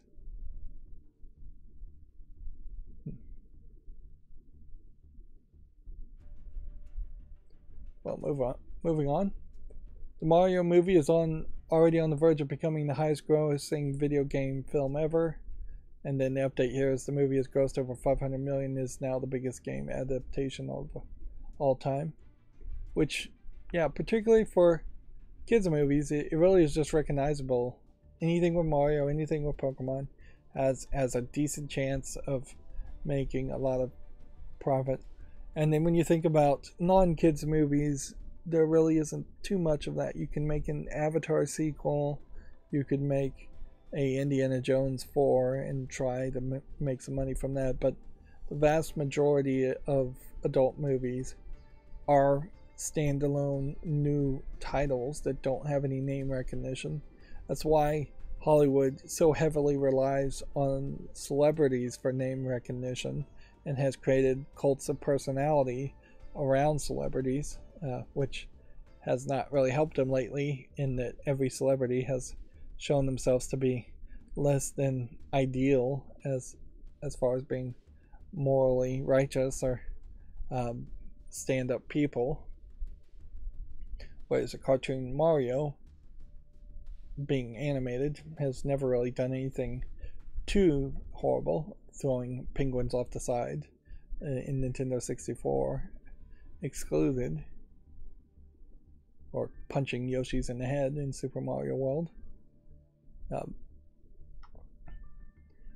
Let's see. A veteran voice actor, Matthew Mercer, confirms that he's playing Ganondorf in Zelda Tears of the Kingdom. The critical role in Attack on Titan star calls it an immense honor. So, yeah. It's kind of funny. You can be a voice actor and then be best known for being on a Dungeons and Dragons podcast video YouTube thing, or a Attack on Titan English dub actor. If anything, that probably screams that he hasn't worked that much in video games as far as his credentials, but I would have to really research that. That being said, Ganondorf also probably only says 2 or 3 things in the entirety of Tears of the Kingdom. I wouldn't be surprised if it's literally just grunts and this is stunt casting of a recognizable name. And I guess it's good that, at least for animated things and video games, stunt casting so far has not become the default, but it does seem like for video games it's becoming more common, and that's going to be a shame. A lot of better voice actors for video game characters are going to lose their jobs in favor of YouTube celebrities and people who actually are going to be worse at doing the job of voice acting. Moving on, Company of Heroes 3 has been dated for the PS5 and Xbox Series X and S. The Relics real-time strategy series makes its console debut in May. I would have sworn this would have been a re-release of an older game. When did this come out on like PC? In February. Interesting. So this is a brand new game, it just doesn't really feel like a brand new game. Just because I guess it's a war game and because of the cover art. Horizon Forbidden West Burning Shores launch trailer has been released, according to Video Games Chronicles, if you want to see that. Ubisoft has launched a closed beta test for its free-to-play first-person shooter called X Defiant, which, yeah, something like this would probably be a very close comparison to some potential new Lawbreakers game. A leaked Legend of Zelda Tears of the Kingdom advert has revealed new footage, if you're interested in looking at that. That's the last Video Games Chronicles article. So now we're at the Gamatsu articles. Amnesia the Bunker has been delayed to May 23rd. I think we had already talked about that. Street Fighter 6's showcase is set for April 20th. It's going to show off World Tour, Battle Hub, Fighting Ground, and some big news. A game called Stray Gods, the role-playing musical, launches August 3rd. It's a narrative-driven adventure and interactive musical game. It has an interesting art style. It almost feels like, not Rick and Morty, what? Venture Brothers in its art style. There's a concept called Cal art, for like California art, that I really don't know what California art looks like, but it's the general concept of like Adult Swim and other cartoons like that would have been on Cartoon Network. But then if you think of like the art style of Rick and Morty or the Venture Brothers, and then you try to compare it to like Foster's Home for Imaginary Friends or Ren and Stimpy or anything like that, like almost all of that is probably something you might call California art, but it's all drastically different. Like even among that, there is no Western animator style that's in any way consistent, and so I would have a hard time using the phrase Cal art in the same way that I would use anime as a style, or Korean animation, or K anime, or Chinese anime as a thing, or Russian animation even, because those all have a tendency to be way more consistent. That being said, this game, Fuga Melodies of Steel 2, is almost certainly Japanese animators, but it is its own standalone animation style as far as anthropomorphic furry animal children. It's not anything that I could compare to anything else, really. The actual story here says Chapter 2 Story Mode, Intermission Phase, Notebook, and Hero Mode. Details available if you want to check this out on Gamatsu. Looks like there's probably a little bit more story in Fuga Melodies of Steel 2 than I thought there was.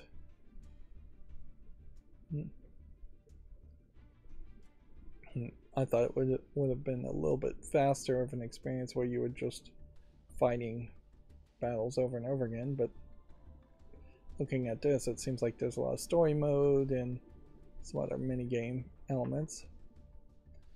Moving on, Shepherd's Crossing is coming to the West on April 27th for the PC and then later for the PS4 and Switch. Is this a visual novel? No, it's a farming simulation from the looks of it. Or perhaps more accurately, it's a ranching simulation, or it's an RPG game. I don't know if these animals fight each other or what. It does seem to be more ranching than farming, though, in the sense that you're raising animals. Which at a certain point, even a Pokemon game might technically be a ranching simulator.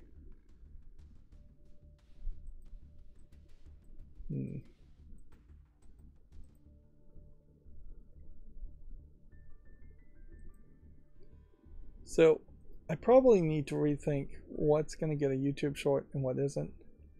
Like these things that have planned release dates of August 3rd, I'll put them on the fall list, but I shouldn't put them on this. Or April 27th. Yeah. I'll keep that one because that's not too far away, 13 days. But I need to figure out what a specific date would be, because I am going to inherently make these sorry, blur's on. I'm going to inherently make YouTube shorts earlier than 13 days from now, and then they'll air later than 13 days from now, which ideally, if I could automate the process completely, I'd have the YouTube shorts made instantaneously after I stream and then put out as fast as possible. But that's not how the YouTube recommendation algorithm works. So, and that would just flood both YouTube and my YouTube page personally with a bunch of YouTube shorts, more than I really would need. Then there would also be wide gaps in which nothing new would be said if I did it that way. So I'm trying to spread them out as much as possible. Even at that, there's still probably 4 or 5 that are going to come out on daily terms, even when the scheduling is done right, and even more than 4 or 5 when the scheduling is messed up. Let's see, a game called Buccaneer adds a PC version, so we can do a YouTube short on that. That being said, looks like English is not supported. So unless they release an English version, seems like this pirate game is not going to filter.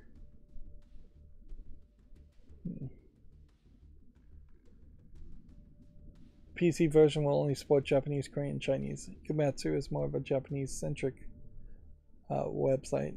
They're describing it as a tower defense game. I didn't get that from the Steam page, but that makes some sense. A game called Ride 5 has been announced for the PS5, Xbox Series, and PC. It's due out August 24th. Seems like it's both Steam and Epic Game Store. Not sure if Ride 5 really is going to catch my attention much. Bunch of motorcycles.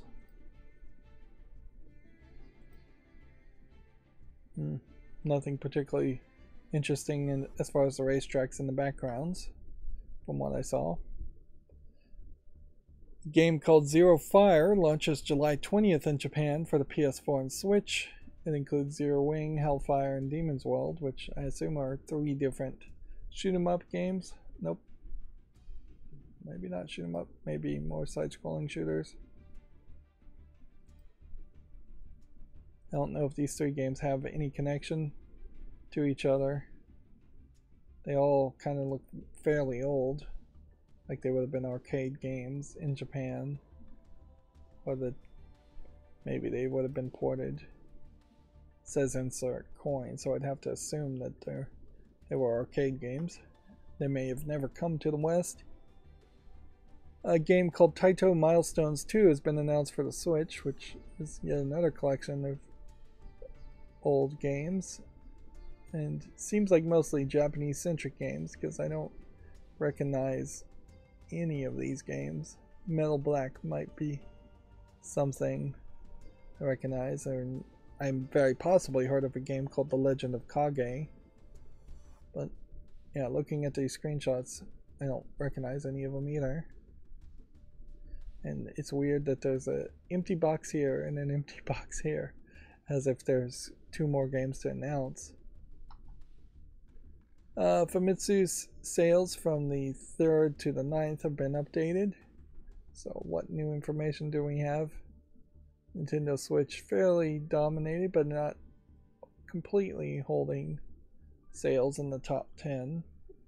Resident Evil 4 for the PS4 and PS5 managing to make it, and then Switch owns 10 through 17, and then Hogwarts Legacy is on 18, and then Switch owns 19 through 22, and then Winning Post 10 is in the 23rd.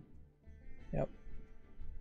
That being said, even though software sales are much higher, week over week for a long time now, PlayStation 5 hardware sales have been higher. That is because PlayStation 5s are finally available. That being said, it still would take them another 1 million units, or let's see, maybe another,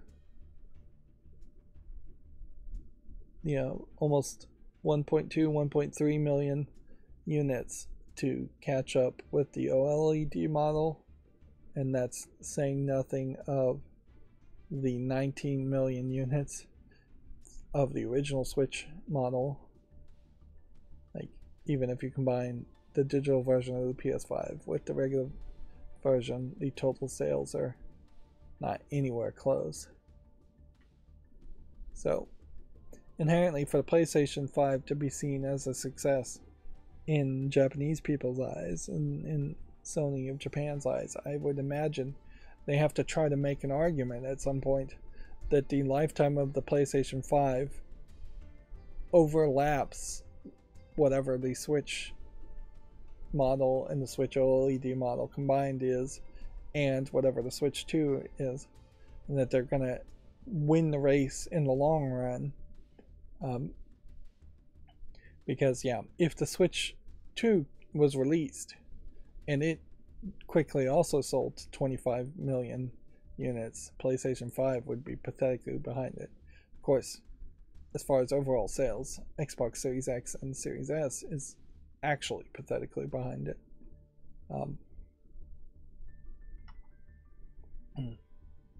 Moving on, Monochrome Mobius, Rights and Wrongs Forgotten for the PS5 and PS4 is coming to the West in the fall. It's currently only available for PC in English. Let's see what that looks like. This is a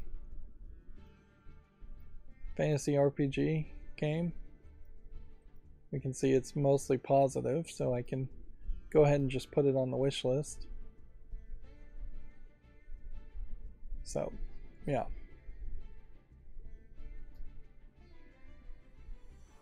So it's getting PlayStation 5 and PlayStation 4 in the fall, so it might be a little bit more relevant. Not getting the Microsoft versions, though. Which, you definitely see a lot of that, where a lot of third-party Japanese companies, for one reason or another, don't bother to make Xbox versions of their games. And it creates this third-party exclusivity to PlayStation. So it definitely makes evidence to Microsoft's argument that there's no real competition between them and PlayStation. Let's see. Legend of Zelda Tears of the Kingdom 3rd trailer. We already talked about that, but you can also see it in English or Japanese on Gamatsu. Ubisoft Plus Multi-Access is now available for the Xbox Series and Xbox One, subscribing at $17.99 per month. Immortals of Avium launches July 20th. Let's see if we got some better screenshots. The thing about this game in particular is I'd hope it has some story in it, but I'm not really sure it is going to be that kind of game. I wouldn't be surprised if it is almost completely a empty story or very simplistic story multiplayer experience. Project Nightmares Case 36 Henrietta Kedward is coming to the PS5, Xbox Series, PS4, Xbox One on April 27th. It's currently available on PC. This game is already on my wish list. But it does, I think, deserve a spotlight, certainly, if it's getting re-released on console. Yep. So I'll give it a spotlight. X-Defiant Comeback and Deep Dive trailers are available if you want to check that out on Gamatsu. Company of Heroes 3 console editions launches May 30th. Suicide Squad Kill the Justice League has been delayed to February 2nd. Final Fantasy 16 State of Play presentation details and screenshots. Looks like that presentation has happened now, so we have some actual details. Yeah. You see a bunch of medieval fantasy imagery. Nothing too amazing here. If anything, I guess it's kind of nice that there's smaller heads-up displays, so it's not filling the whole screen with heads-up display, but they are filling the screen with a ridiculous amount of visual effects, and it's not any better here. I assume this is an action-based game and not a turn-based game, so maybe it doesn't matter that much that it's full of visual effects if you're just button mashing, but I don't know if it really is the kind of game that would allow you to button mash. I think it has been said in the past that they are all into the idea of action fighting in Final Fantasy games. They're not going back to like turn-based systems. That being said, it's still maybe too slow of a game for a lot of people who are not used to playing JRPGs.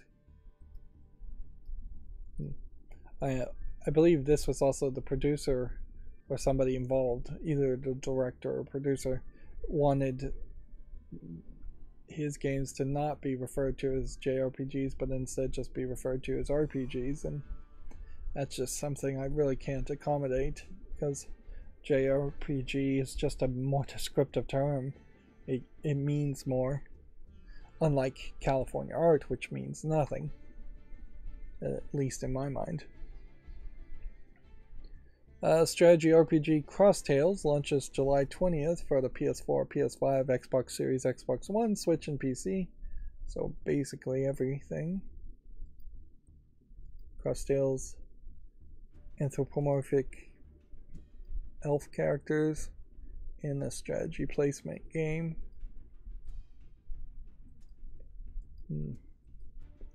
Definitely doesn't look like the kind of game that would interest me, but there definitely could be an audience here.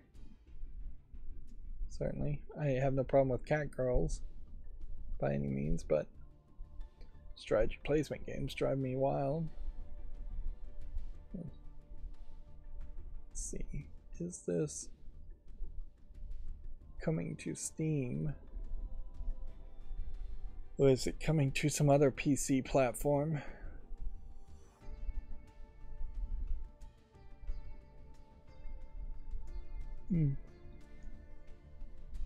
Apparently it doesn't have a link to the Steam page yet.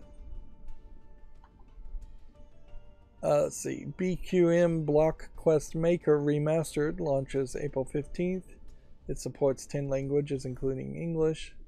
This looks like a Minecraft, make your own Minecraft RPG maker type game maker. Arguably not really a game so much as at all. This really doesn't seem like this would be the kind of game I should promote or would want to promote. In particular, if this did somehow become super popular like a Roblox, I should probably promote it at that point. Which, yeah, making a YouTube short around the game that already exists or that's already well known is less effective, but still has there's a few reasons to do that. Wuthering Waves has a closed beta test gameplay trailer, which I don't know if this is a mobile game or what. It's an action RPG for PC and smartphone. Horizon Forbidden West DLC Burning Shores launch trailer is available. If you want to watch the launch trailer, we're almost done with the Komatsu articles. Anno Mutatium Mistress game console update is now available for PC and is coming soon to the PS5, PS4, and Switch.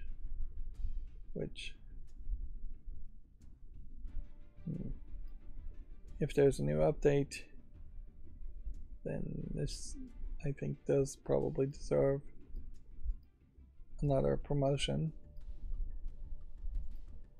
Inherently, YouTube Shorts are just getting bigger and bigger. I'm just making more and more of them, and I am effectively promoting things whenever they get an update or whenever they get a launch or a near launch. It's very believable that the entirety of my live streams could just be focused on new announcements of new releases for some months out of the year. Some months, though, there would be nothing released and it would be very slow. It'd be very inconsistent. If the YouTube Shorts were somehow merged all together into one long video, which would be a waste of time, and then played,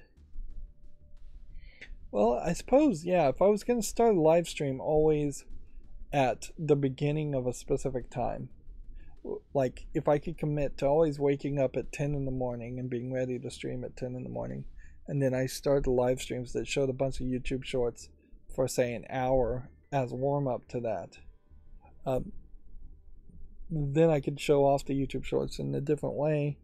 That being said, I don't think I can commit to that, and that would be very annoying for people who started watching a live stream at the beginning and then were told to wait for an hour until I actually showed up and started streaming live content. You could potentially put it at the end of the streams, but I don't know if that helps anything either. I don't know if there really is any way to turn shorts into long-form content, whereas you can take long-form content and cut it up into shorts and make some somewhat decent transition there. Moving on, Remedy Entertainment has updated its logo for the first time in over 20 years. A fresh and refined look for Remedy Entertainment. I don't know why companies would ever change their logo unless for some reason they just cannot maintain a trademark or copyright. If anything, it seems like Remedy Entertainment is wasting resources and time that could be spent on an Alan Wake 2 or Control 2 instead of changing the logo, even though I bet not that many people are really involved in it. As for a logo here, this actually looks pretty awful. The idea of there being basically a door to an R that is behind the original R, and the original R being cut, just doesn't make any sense. It doesn't make the letter E, where you could potentially have cut the R and cut the second R so it would look like an E, but I don't know why you would do that either.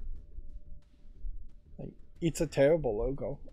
I don't look at this and think Remedy at all. I don't think it does anything as far as the word remedy.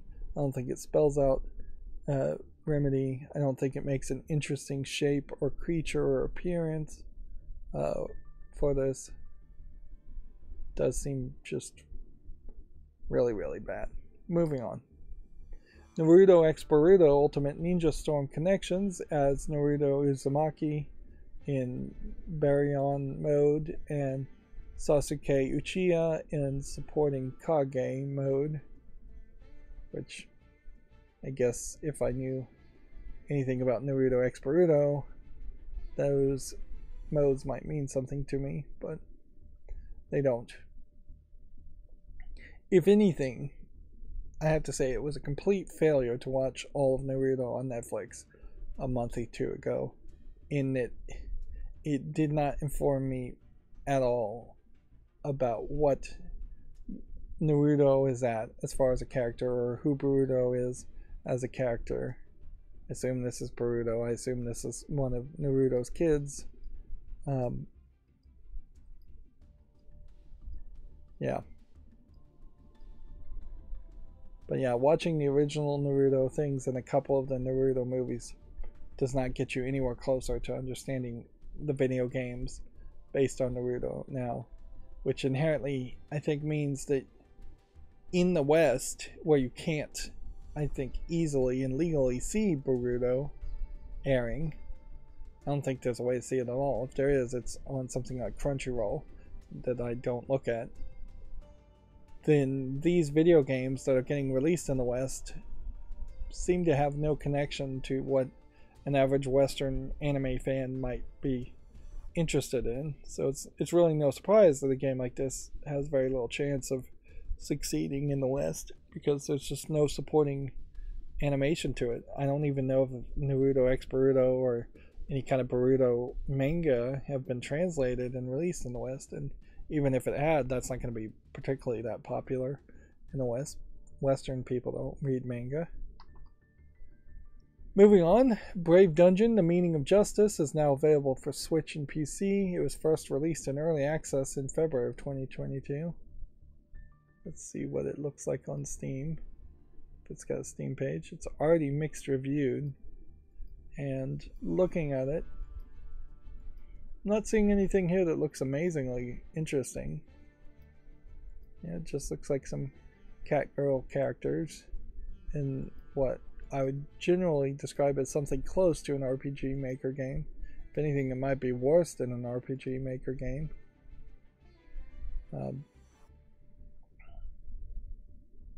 So yeah, that doesn't look that interesting to me. Exoprimal launch content has been outlined following the open beta test. Post-launch updates include collaborations with other Capcom titles. There's a whole list of stuff here if you want to check that out on Gematsu. And then our last Gematsu article for today is the Redfall character trailer for Remy de la Rosa, which, yeah, I think it's probably too little too late for them to do character trailers around Redfall to make people interested in actually playing Redfall. I don't know what they could do to make people interested in playing Redfall. If I was the person in charge, I would probably say, you know what, we're going to publicly cancel Redfall and say you don't get Redfall. And we would try to do a publicity stunt by publicly canceling it and saying we're not going to make it at all, and then re-announce it and go, by popular demand, we saw the player feedback and that there was enough desire for the game, and we're going to bring it back. And then they'll start a whole new launch thing. Plus, if you publicly canceled it, you could buy yourself some time to work on it instead of publicly delaying it. Of course, if you did a publicity stunt like that, you'd have to do it fairly quickly before you have a shareholders meeting, and you have to tell the shareholders that this is all a ruse and it's a lie. And even at that, the shareholders probably wouldn't be very happy with you. So you basically would need to own and have a private company to do something like that. But that would be about the only thing I could think of doing, is to make a game desirable by taking it away from people. Maybe you could try something a little bit less extreme and say the game will only be playable online at specific hours of the day. Round trip, yeah. I don't think there's quite enough game. Now we're going through games that have been released on Steam. Is this in English? Yes. It is Blood Flowers. Say it's a JRPG, but I kind of feel like it's probably a visual novel.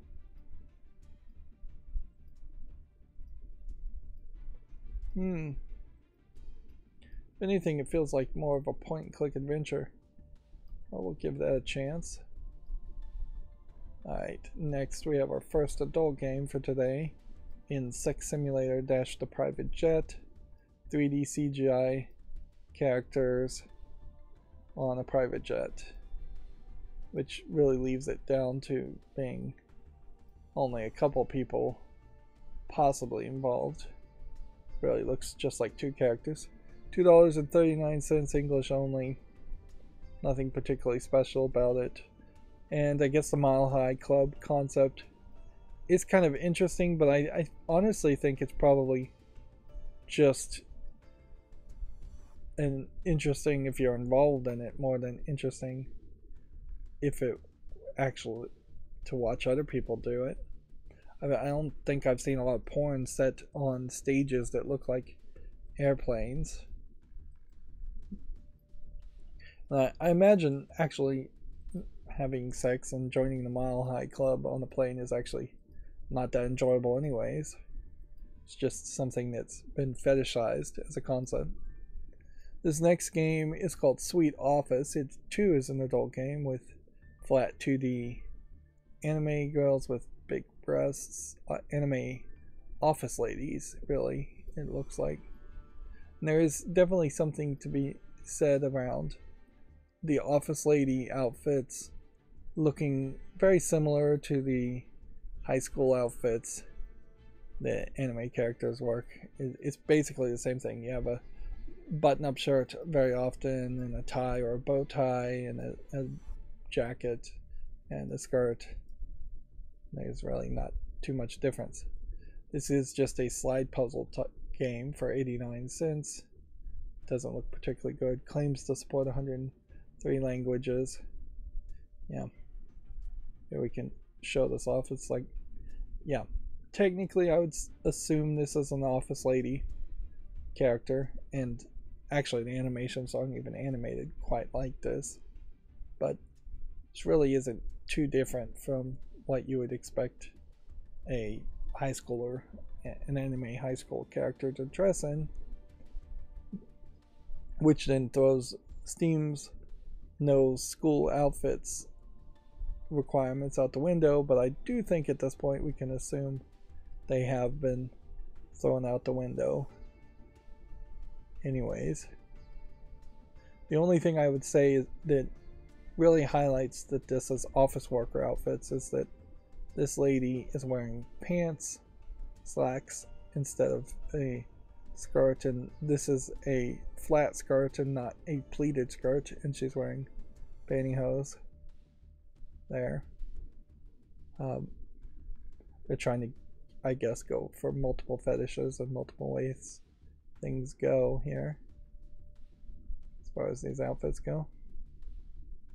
Yeah, overall though, not really a game there. And then apparently some of these things were not loaded as far as games that came out on Steam.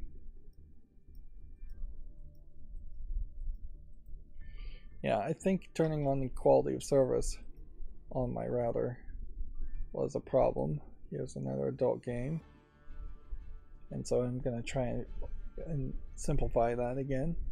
So we have Countryside Dating, flat 2D anime girls in a visual novel size.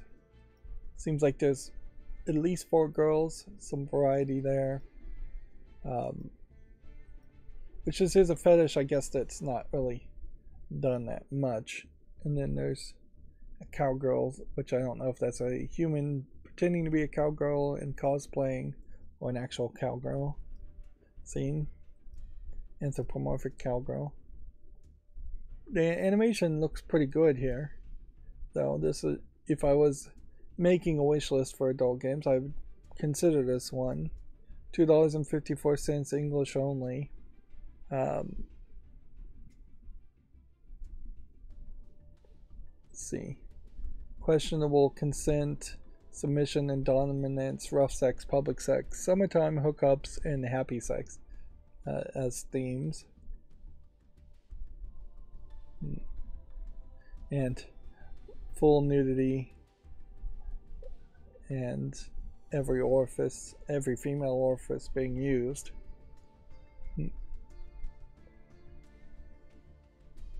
And see, that's $2.54, which is not that expensive. This is definitely more in line with what I'd like to see. It may not be that long of a game. And it's interesting that the animation looks so good, and yet there's only English supported, when you would almost assume that this anime style, flat 2D, big eye anime styles, would have Eastern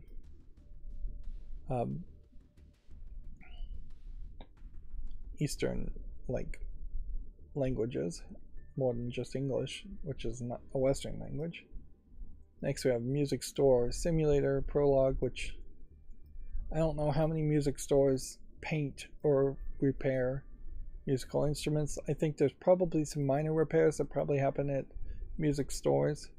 I imagine a lot of music stores get a lot of business from like bands and in schools, and students break those instruments all the time.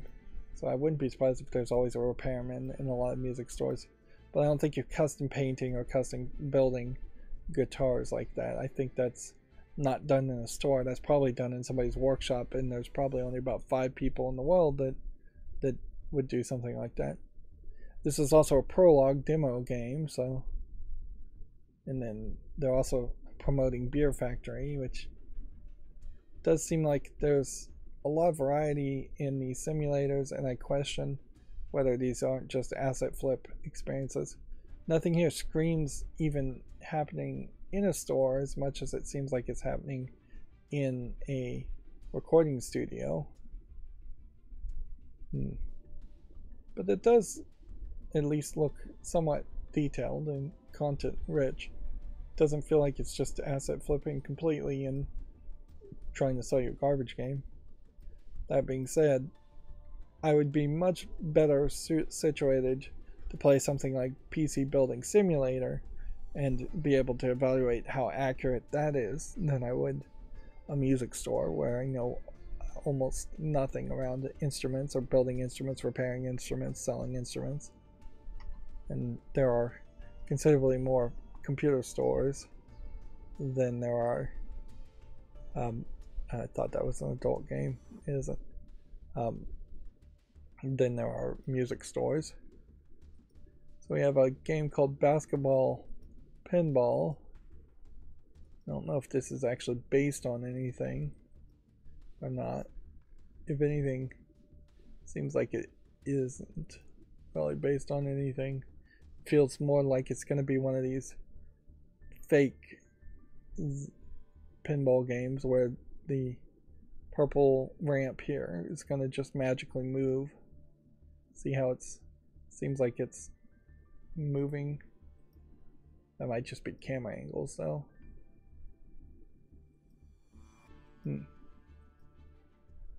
No, this might be a real world pinball table, or trying to emulate real world experience of playing pinball. Whereas the Pinball Arcade was really good about that until they lost a bunch of licenses, and now you can't really recommend buying Pinball Arcade. And then Pinball FX3 is fairly bad about emulating real world versions of their pinball tables in favor of promoting basically holograms and 3D animated characters. And then you also have Pinball FX at this point. This came out and I didn't even recognize it. Did it come out? Pinball FX is not Pinball FX1. This is a reboot relaunch of the Pinball FX series. You can see it's only 49% positive. I think vastly because they are trying to make you buy each and every table a second time for people who had already owned the tables. And it's on a higher, faster engine, but I'm not sure it actually does a lot more. And it's creating this VR centric environment where in VR you have a whole room around you, but the vast majority of people don't care about what's around you. Ideally, I don't even like this with the red fiery depictions of on the carpet. I would prefer it just be a black carpet that wouldn't distract me, so I could just focus visually on the pinball tables. And arguably, the mechanics of how these real world tables, which is what they're showing right now, are not simulated as well. You can see the fire trails there as an example of some of the visual effects nonsense that Pinball FX adds. Like 4K HDR visuals and ray tracing all sound nice, but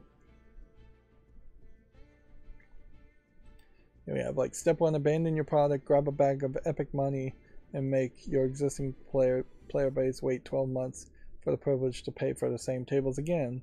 Step 2, release on Steam with everything costing more than it cost on Epic for the same products.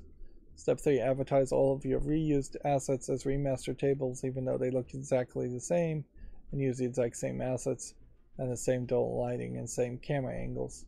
Step 4, profit.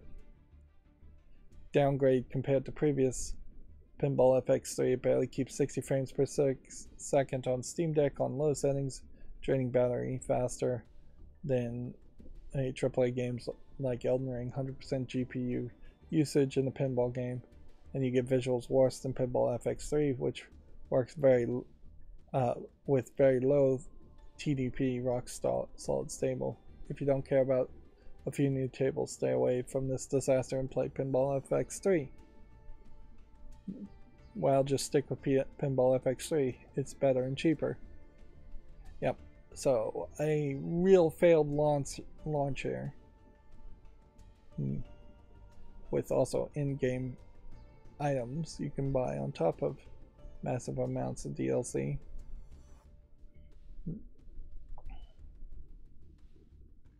Yep. Particularly if you are interested in emulating pinballs tables too, it's also worth mentioning that the real pinball, visual pinball, is the software you really would look for. And yes, that is going down the route of finding ROMs and simulating, emulating pinball tables without really paying whoever owns the license to those pinball tables. But in all fairness, I can't really complain too much if you found ROMs around pinball tables, because the people who actually worked on those pinball tables almost certainly are not getting any money from those licenses. Here we have an adult game that has the adult content behind the DLC, and it's not as visually polished or interesting. Nico, as in Japanese word for cat, office nightlife adventures. They want 84 cents for it. They support 14 languages, they say. And then free adult content patch, which probably does not give you too much extra content. And even if it did give you extra adult content, the visuals here are still fairly rough. Let's see, 911 Cannibal. I don't get the 911 part of it, but whatever. We'll put that on the follow list. There might be something there, probably not. In Out, or in Yacht. It's a cooperative horror game for 1 to 4 players. Do I think there's enough polish here to do a YouTube short on this? Yeah, I'll give it a YouTube short, but I'm not going to put it on the follow list because it's a cooperative game. Drift Showcase doesn't look like anything. The Weird World of Candy Girl doesn't look like anything. Luxury Allure doesn't look like anything. Yep. Here we have yet another Airy game, which this developer publisher floods Steam with Airy games in both VR and non-VR versions. He puts out 1 or 2 a week. Usually, often 2 in a row. Yeah. One day we'll get to a point where pinball tables that once existed in the real world and are no longer capable of being maintained and repaired are all just done on visual pinball software or similar software and just emulated. Rewind or die. I'll give that a chance. Might be something. Here we have yet another adult game called Fate's Determination. Fate's Common Determination.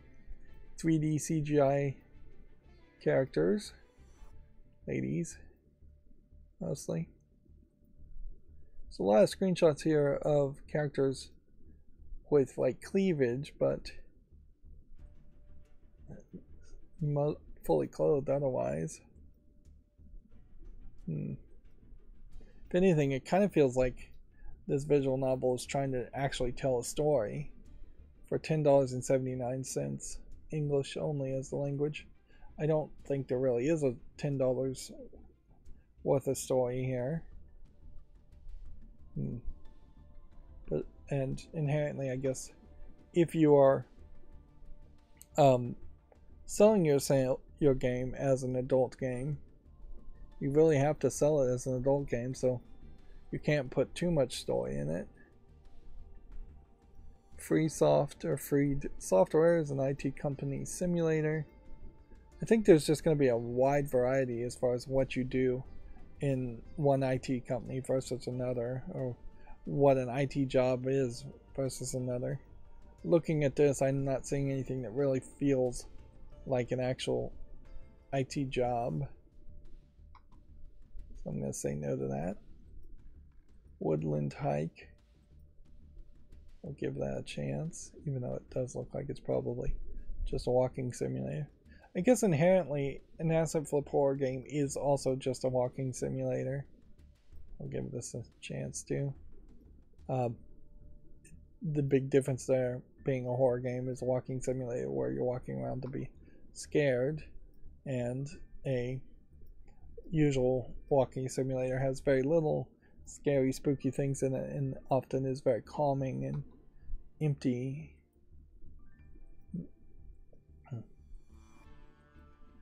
The idea of like a touch grass or enjoying nature simulator is a concept that could exist, but I don't think would likely succeed much, because the idea of walking in nature is either something you could do in reality, or something you have no interest in doing because you're trying to play a video game. The Witch Wife and the Witch. This animation style feels a little too rough. I wouldn't be surprised if this is like a English only or Russian only game. I was thinking maybe more Russian or Middle European. 2 beautifully illustrated CGs and 1 ending. Wow, this is an incredibly short experience then. Less than 5 minutes, I would guess, if that's the case. And that's not much of a showcase on the animator if he can draw 1 picture here as a CG, and then you're excluding the character visual novel aspects, and then he draws 1 picture here. That's not enough animation to even sell yourself as an animator if that was the point of putting this game on free.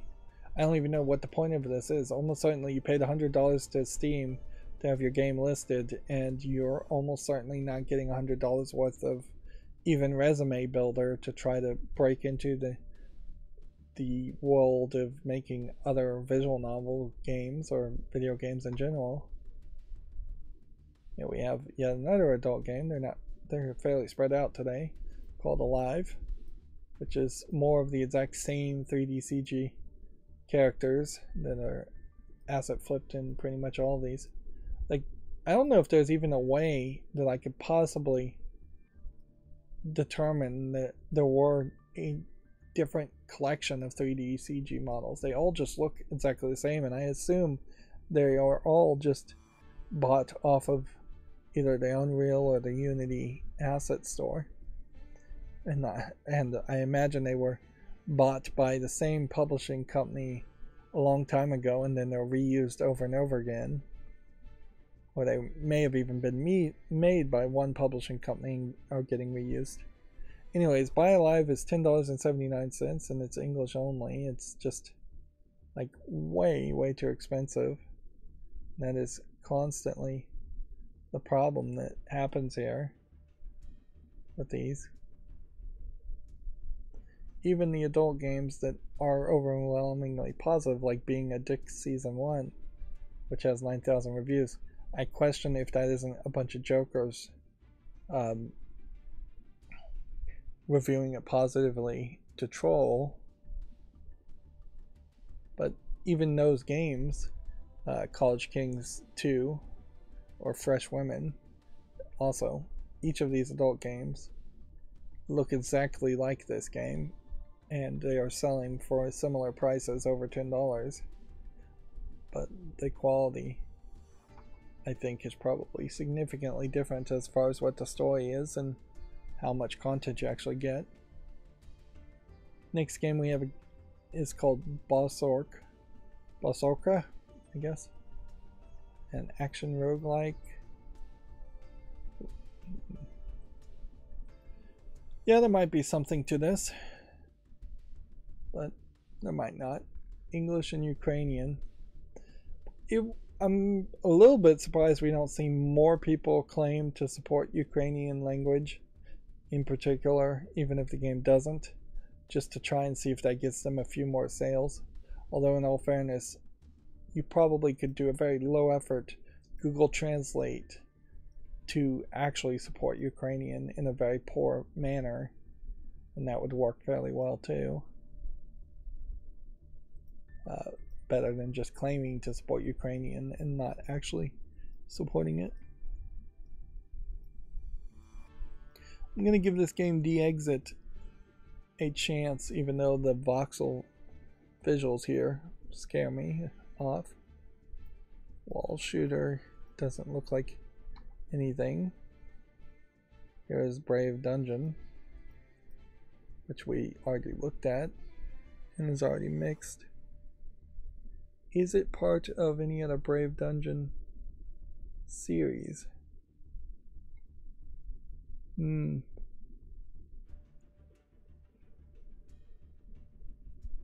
Not that I can tell.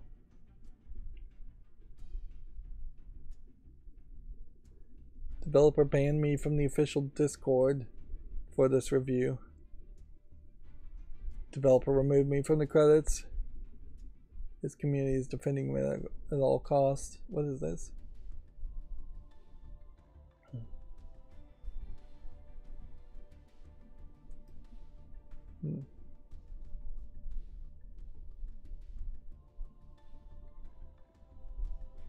Google translations.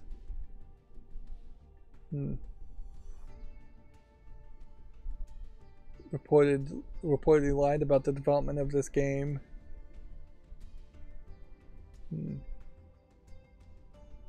Bugs. This is a long review.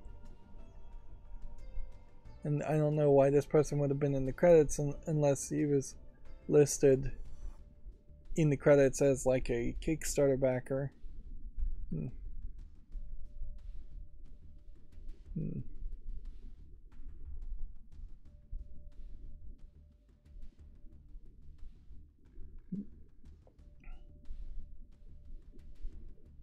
See, I really wanted to like this game, but there's always updates and nothing is fixed.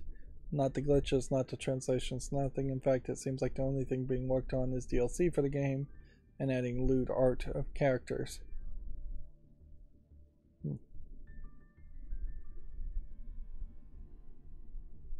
Play the original if you want a good version of the game.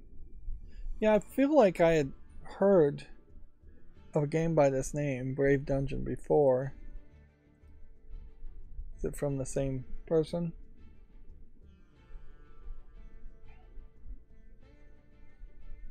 Yeah, this one's mixed. This one's positive with 14 reviews. This one's positive with 19 reviews. This one's positive with 20 reviews. This one's very positive with 52 reviews. And this one's mostly positive with 177 reviews. And honestly, it seems like around this controversy, I probably would be willing to remove both of these from the wish list. Just looking at these screenshots, it doesn't look like it's that interesting.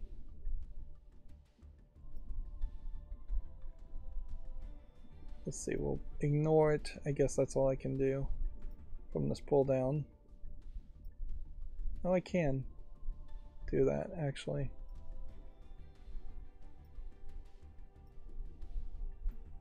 There we go. And then I'll put Brave Dungeon on the follow list, but it does seem like it's so controversial at this point it doesn't deserve a short. Next we have yet another adult game. It's a big day on this Friday for adult games. Sexy Space Defender. And what's interesting about this is you have an alien that looks close to some different aliens actually that look close to something you might have seen from Star Wars as an alien design concept. It's not particularly gray or any kind of alien that I could see. If it does highlight in its shapes and curves of the heads in particular how you could create new alien looking heads and faces and go in different directions. As for the actual bodies though, it's just blue and purple female bodies. There's nothing special there, which I'm not really sure under the fetish of like looking at flat 2D like art of alien girls. If you would want anything special like a third boob or extra orifice or something like that, or just things in different places, maybe not. I don't think most people would want it. The actual gameplay though looks completely disconnected from the art. It's selling itself for 59 cents, so it's not asking much, but it may very well, at having 12 levels, not be worth even that much. I'm not sure what the actual game is. It kind of looks like it's probably an Asteroids clone, top-down shooter for shooting at spaceships. Let's see. Next we have a game called Small People Defense, which just looks like a tower defense game. Then Goblin Dash, which looks like a very zoomed out pixely platforming frustration platformer game. And then we're back to another adult game called Princess and Conquest. We have a dragon lady with giant boobs and a character with a helmet over her head, giant boobs, and it's a very like poorly animated art style, and it looks like what they've done here is they've made an RPG Maker game and then given the adult content animation to somebody who can't even make RPG Maker style characters look good. It looks very much like this is something a bad artist slash new artist would draw with a marker, just hand draw it and then scan it in. Yeah, I don't know if there's really a style or anything that you could say there that it's like, maybe, I don't know what you'd call it, like really bad 90s cartoons at best. Yeah, what's funny is the game is very positive with 1,763 reviews. That's a shocker. And it's 88% positive of those 1,700 reviews. It's $11.99. It's English only. Why do people like it so much? I know the standards are very low, but as far as adult games, But I just don't think this game really is selling itself actually on the adult content as much as it might be selling itself on being a decent RPG maker game.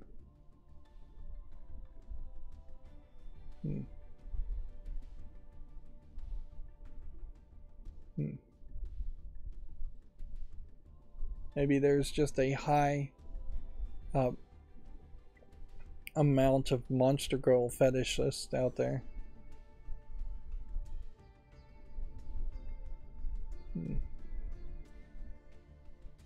Seems like they're saying there's over 100 animated sex scenes, and maybe that's not being highlighted in the screenshots. Game is built in RPG Maker, and you can really feel it. A stiff 8-directional movement, awkward overworld perspective, tiny tile-sized sprites, extremely few visual display options, often finicky and unresponsive UI. Game has been like this more or less. I feel like this game has been in early access for a very long time, and that's where the Steam DB, yeah, would help. Yeah, early access release date was in October 10th of 2019, so this game has been out for 4 years and had, I guess, enough of a following there to keep people coming back to it. I imagine it's just adding more and more monster girl sex scenes to interest people, and it has enough variety there. I guess I could see why people would like that. Well, this puts me in an awkward position where I guess I just have to put it on the follow list and think about it some more. But my own visual assertion of this is it's not something I'd look at. So yeah, I think I'll just skip it for that reason and remove it from the follow list that I just put it on.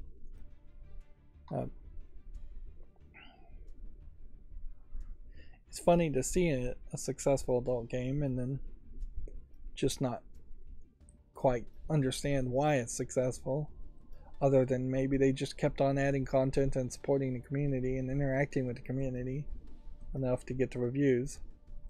This coin trader simulator doesn't look like anything. Might Terror in the Forest doesn't look like it's enough of anything. Reflection agreed.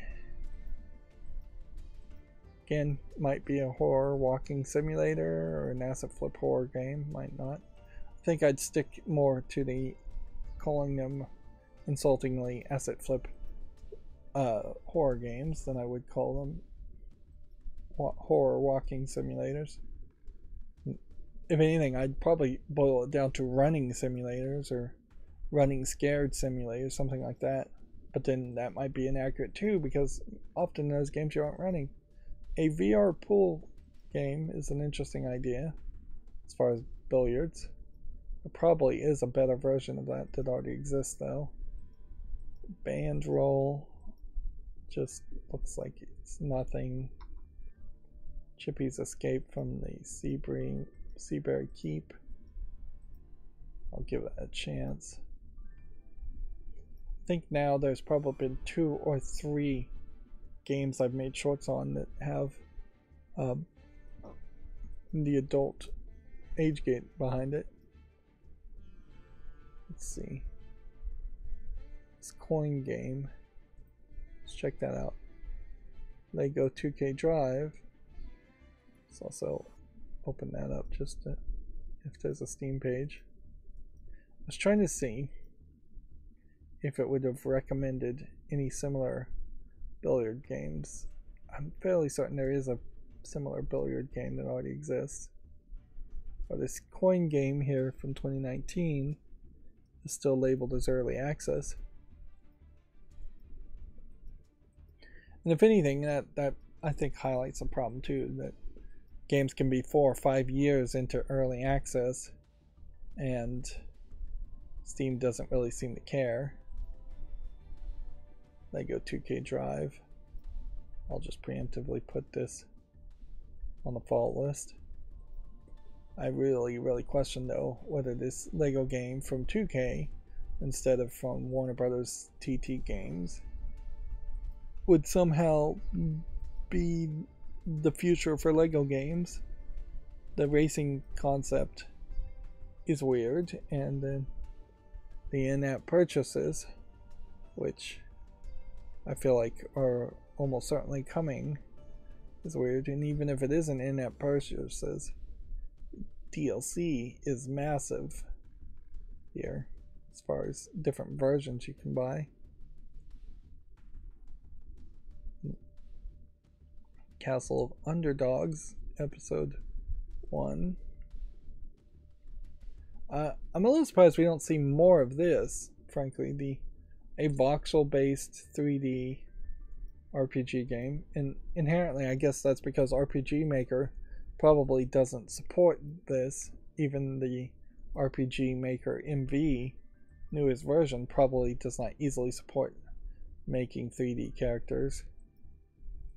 And if this was made in some version of some engine that was easy to use like RPG Maker, the animation here highlights still a problem that 3D modeling is just as difficult as 2D sprite making is, and 2D animation in general is. Then we have a very different visual here compared to this. I don't think voxels are going to win or succeed though, as far as the new way games, even cheap games, look, because yeah, it just doesn't really work. And Minecraft in particular is not really a game that I would describe as a voxel based game, even though it probably is voxel based in a lot of ways. It just doesn't feel like it.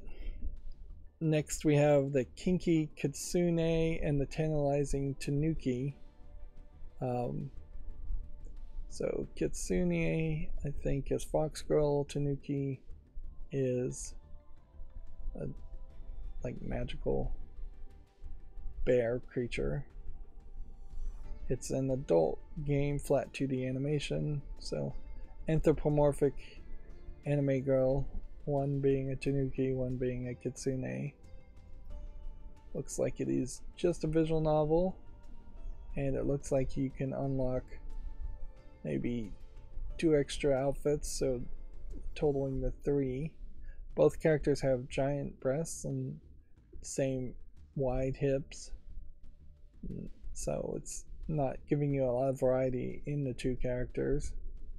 It's $19.99. It's English with Japanese full audio support, which does potentially help you if you understand Japanese. It says it has 10 hours of visual novel experience, which that's a pretty big amount. 20 fully uncensored arrow scenes, in that they mean sex scenes. It is definitely a problem that when you have a Japanese adult game on Steam, they are speaking a completely different language than if it's a Western adult game versus a Eastern Japanese adult game. Kitsune, Tanuki, arrow scenes, hentai, all of that, words that you potentially either won't know the meaning of or will have to learn the meaning of. Jessica's Uncomfortable Hanukkah Adventure.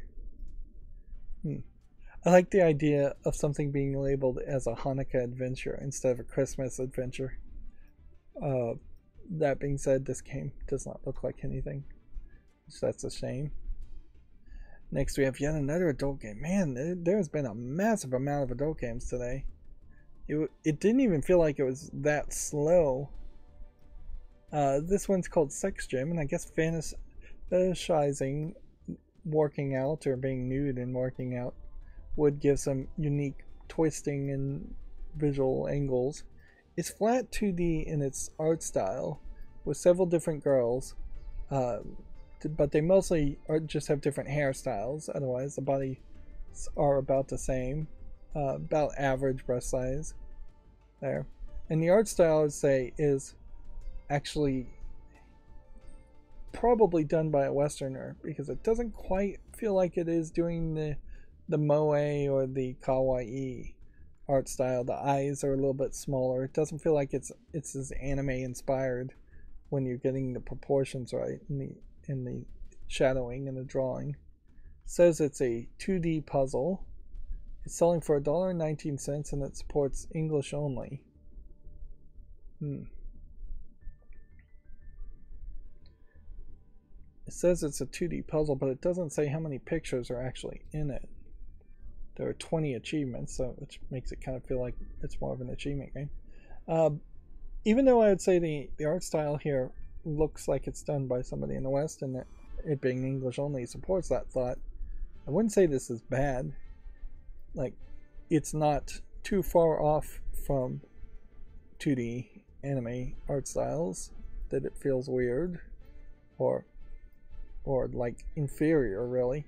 This could be the art style that Western animators strive for, and it could work very well by getting the proportions a little bit differently. It makes the girls feel a little taller, a little older looking.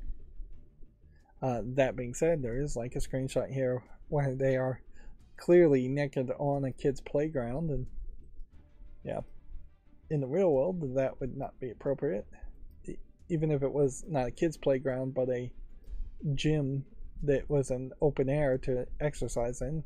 Being nude in that is almost never acceptable. I suppose if you put a bunch of barriers around it and said put some signs up, we're doing like full nude exercise at this gym, then society might say okay to that.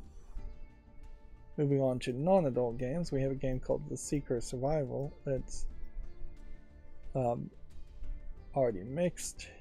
I don't think there's much here. I wonder how many more games there are that have even come out, because it's been a really long list. This Riven World, the first era, feels like it's trying to create name confusion against Riven, the sequel to Myst. But I wouldn't be surprised if the phrase Riven means something. They're not comparing it to Myst or Riven, which would be probably a bad comparison if it was compared to that. It's an open world sandbox survival game, whereas Riven is a 3D puzzle game, or environmental puzzle game. We will get Revenge. Doesn't look like anything that would interest me. And then finally we are done with all the games that have come out. That was a massive amount this Friday, and I don't know if maybe that was catch up for April Fool's Day and April 1st. People didn't want to release their games that close to April 1st, or if perhaps there is something specific around the midpoint of April that they would want to release things. Maybe they're trying to get things out before the end of their financial quarters. United States, like tax day, is usually April 15th, but I think it's been pushed back a couple days for the weekend. But yeah, I don't know of anything else happening in April. Then we're at our GameDeveloper.com articles. We already talked about Hidetake Miyazaki being Time's most influential 100 most influential people list. We already have talked about multiple times that Microsoft has integrated Ubisoft Plus service with Xbox. The mobile dev Hattie Games rebrands to Grand Attic and gets 10 million plus in funding. I've never heard of Hattie Games though, so I assume Pocket Farm as a mobile game is probably their biggest title, or they would have used a bigger screenshot to a bigger game to use as their screenshot. Let's see, Rocksteady confirmed Suicide Squad game has been pushed to 2024, February 2nd, 2024. I've actually memorize that date somehow. I'll forget it by Monday, I'm sure. And apparently Bungie is going to ban Destiny 2 players who abuse third-party peripherals. The company has indicated that people using accessibility aids and other tools to gain unfair advantage. Interesting. I wonder if that includes the accessibility controller that Microsoft promoted, or if they're talking about something else. I wouldn't be surprised if there are third-party controllers, peripherals, or even software that people with disabilities would need that are going to end up getting banned. Inherently, though, Bungie is not going to be able to tell what's plugged into your computer. You could easily make a computer peripheral yourself that pretends to be a standard Xbox controller and does something more. It might be more expensive and more difficult. Like, theoretically, if you're talking like aimbots, you could install an aimbot software very easily to cheat, or you could make a custom controller with a camera that's looking at the screen on your monitor and aimbotting and adjusting your targeting that way. And that would be a lot harder to detect, certainly. And I just don't know how many people are really cheating in Destiny 2 for it to really matter. I've never seen anybody, at least as far as mainstream video game journalist sites, talking about a lot of Destiny 2 cheating going on. So it might just be a non-issue that they're overly focusing on. And then they have a probably advertisement article here called "Building the Brutal and Brilliant Bullet Hell System of Luna Abyss," which maybe they interviewed the creators of the game. I don't even recognize Luna Abyss as a game. So is this something that was announced relatively recently, or was it announced a long time ago and they're just talking about it? Well, it looks like it's a first-person shooter with some platforming, running, and gunning.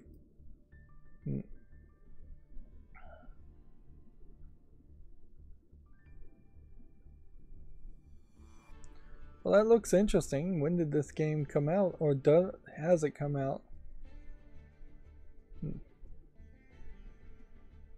There's like no links or anything. GameDeveloper.com, not particularly good about links. Well, if Luna Abyss comes out and I happen to see it on Steam, I guess I would put it on the follow list at that point, but otherwise I just am watching a trailer for a game that either has already come out or is going to come out, but may not even come out to PC. It's just not enough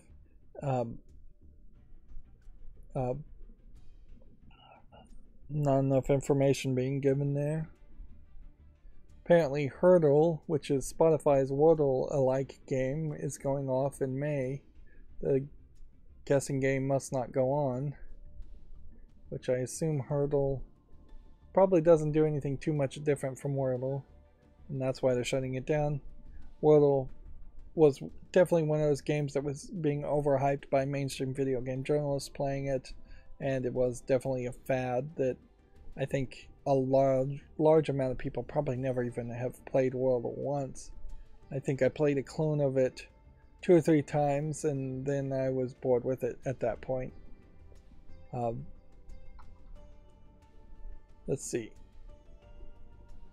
Apparently, Iron Mace is encouraging dark and darker players to torrent the delisted games. Until Iron Mace works out the legal issues with Nexion, torrenting it is the only way to access and play dark and darker.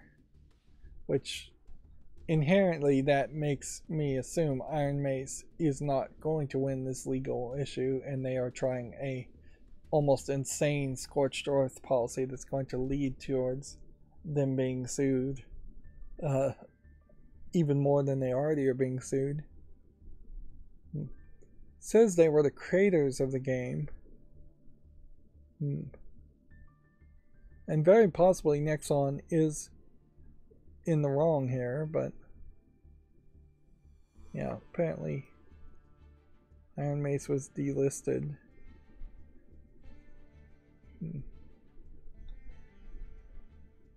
don't even recognize this game though, so it's probably not that big of a deal that it was delisted.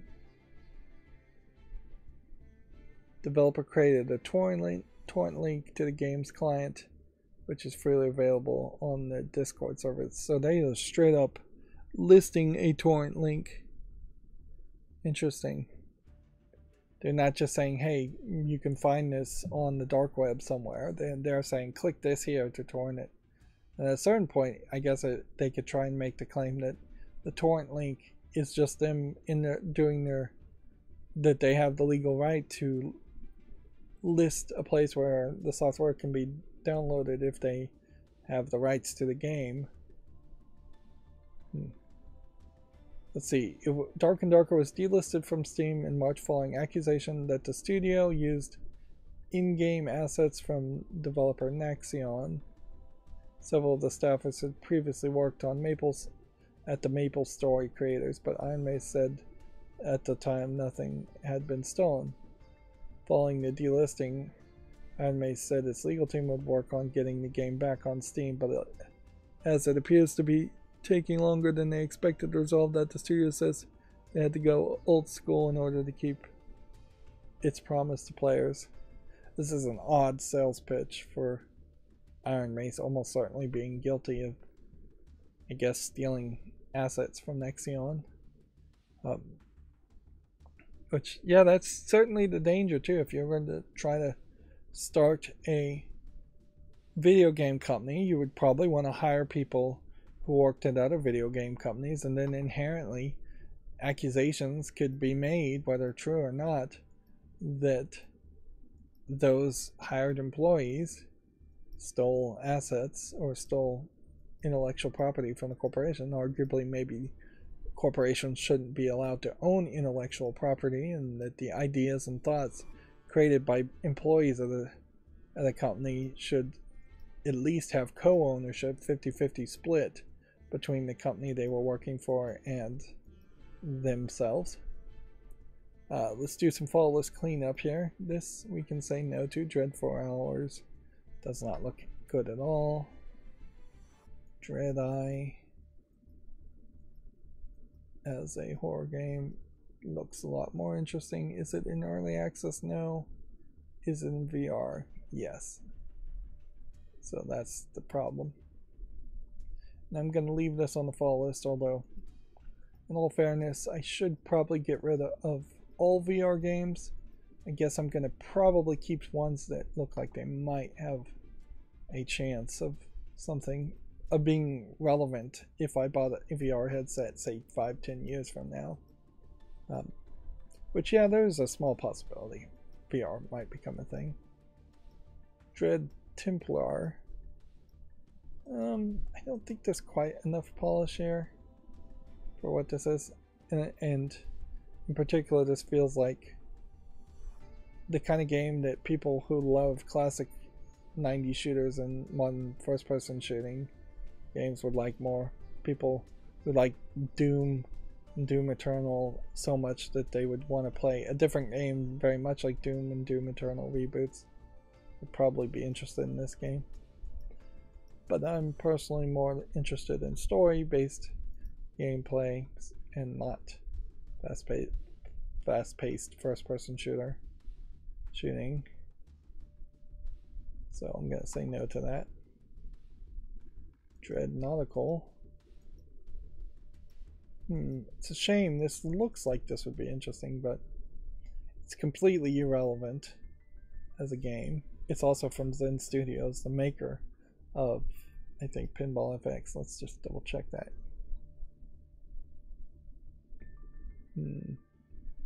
Yeah. So yeah, Dread Nautical is a mixed review from 2020. The only thing they have newer is Star Wars Pinball VR, which is mostly negative. This one's positive. Pinball FX3 is positive. Pinball FX itself, though, it's not even on this list as far as games.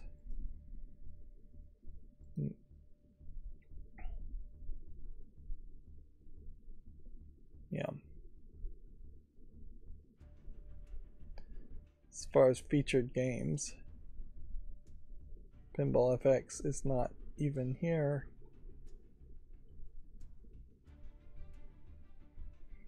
That's weird. Which, if anything, this highlights how you can just decide to focus one thing and change other things about your platform. As far as your publishing page, you can put things down lower or hide them completely. This Kickbeat game looks interesting.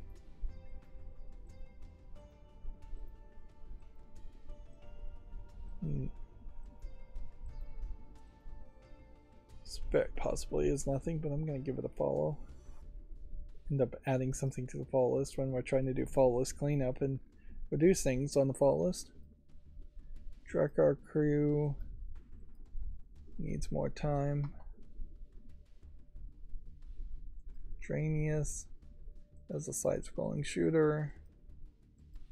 It's overwhelmingly positive. I guess the real question though would be if I want to play a side-scrolling shooter. $14.99. I think what you do in this case is you probably say yes and put it on the wish list, and then when I'm actually shopping, when there's a Steam sale or whenever, that's usually when I say no and go, nah.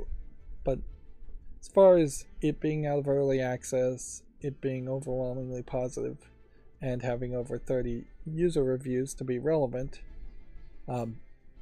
it is accomplishing all of those goals, so it should be on the wish list.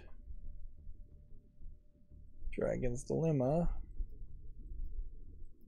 I'll give this more time, but it's unlikely it's going to get any more reviews. Dragon VR is mixed, so I'm going to get rid of that. Which the idea of a VR game where you're feeding dinosaurs and making dragon eggs. It's kind of an interesting idea. I don't know if there really is dragons in the game. I guess there are. There I see a dragon. Dragons and dinosaurs in the same game. Seems a little weird. But whatever. It's already gone. Dragon Pinball. I'll give more time to. Yeah, the idea of having multiple pinball games, though sold individually, is not particularly interesting to me. And that seems to be fairly common, is that you'll have a pinball game that is sold that is literally only one table, and at that price it's too expensive almost always. Dragon Fury here looks like it's decent looking variety of characters all over the place, and backgrounds. The backgrounds are pretty much asset flips. The characters are probably asset flips too. That being said, it's not getting very far very fast as a attempt at being something like a Mortal Kombat 1 or 2 clone with modern graphics. I'll give this more time, but almost certainly it's not going to get any more reviews. Dragon Evo, I'll give more time to. And with that was the last follow list cleanup video that we needed to look at. So that's going to be it for this week. We'll be back on Monday. As always, I ask you to like, share, subscribe, comment, and watch every second of my videos. If you want a friend or follow me on social media sites, there's a bunch of links in the description. There's also a link to Patreon, or you can friend me on Steam and get me a game off my wish list if you want to support me further. Thank you for watching. Have a good evening.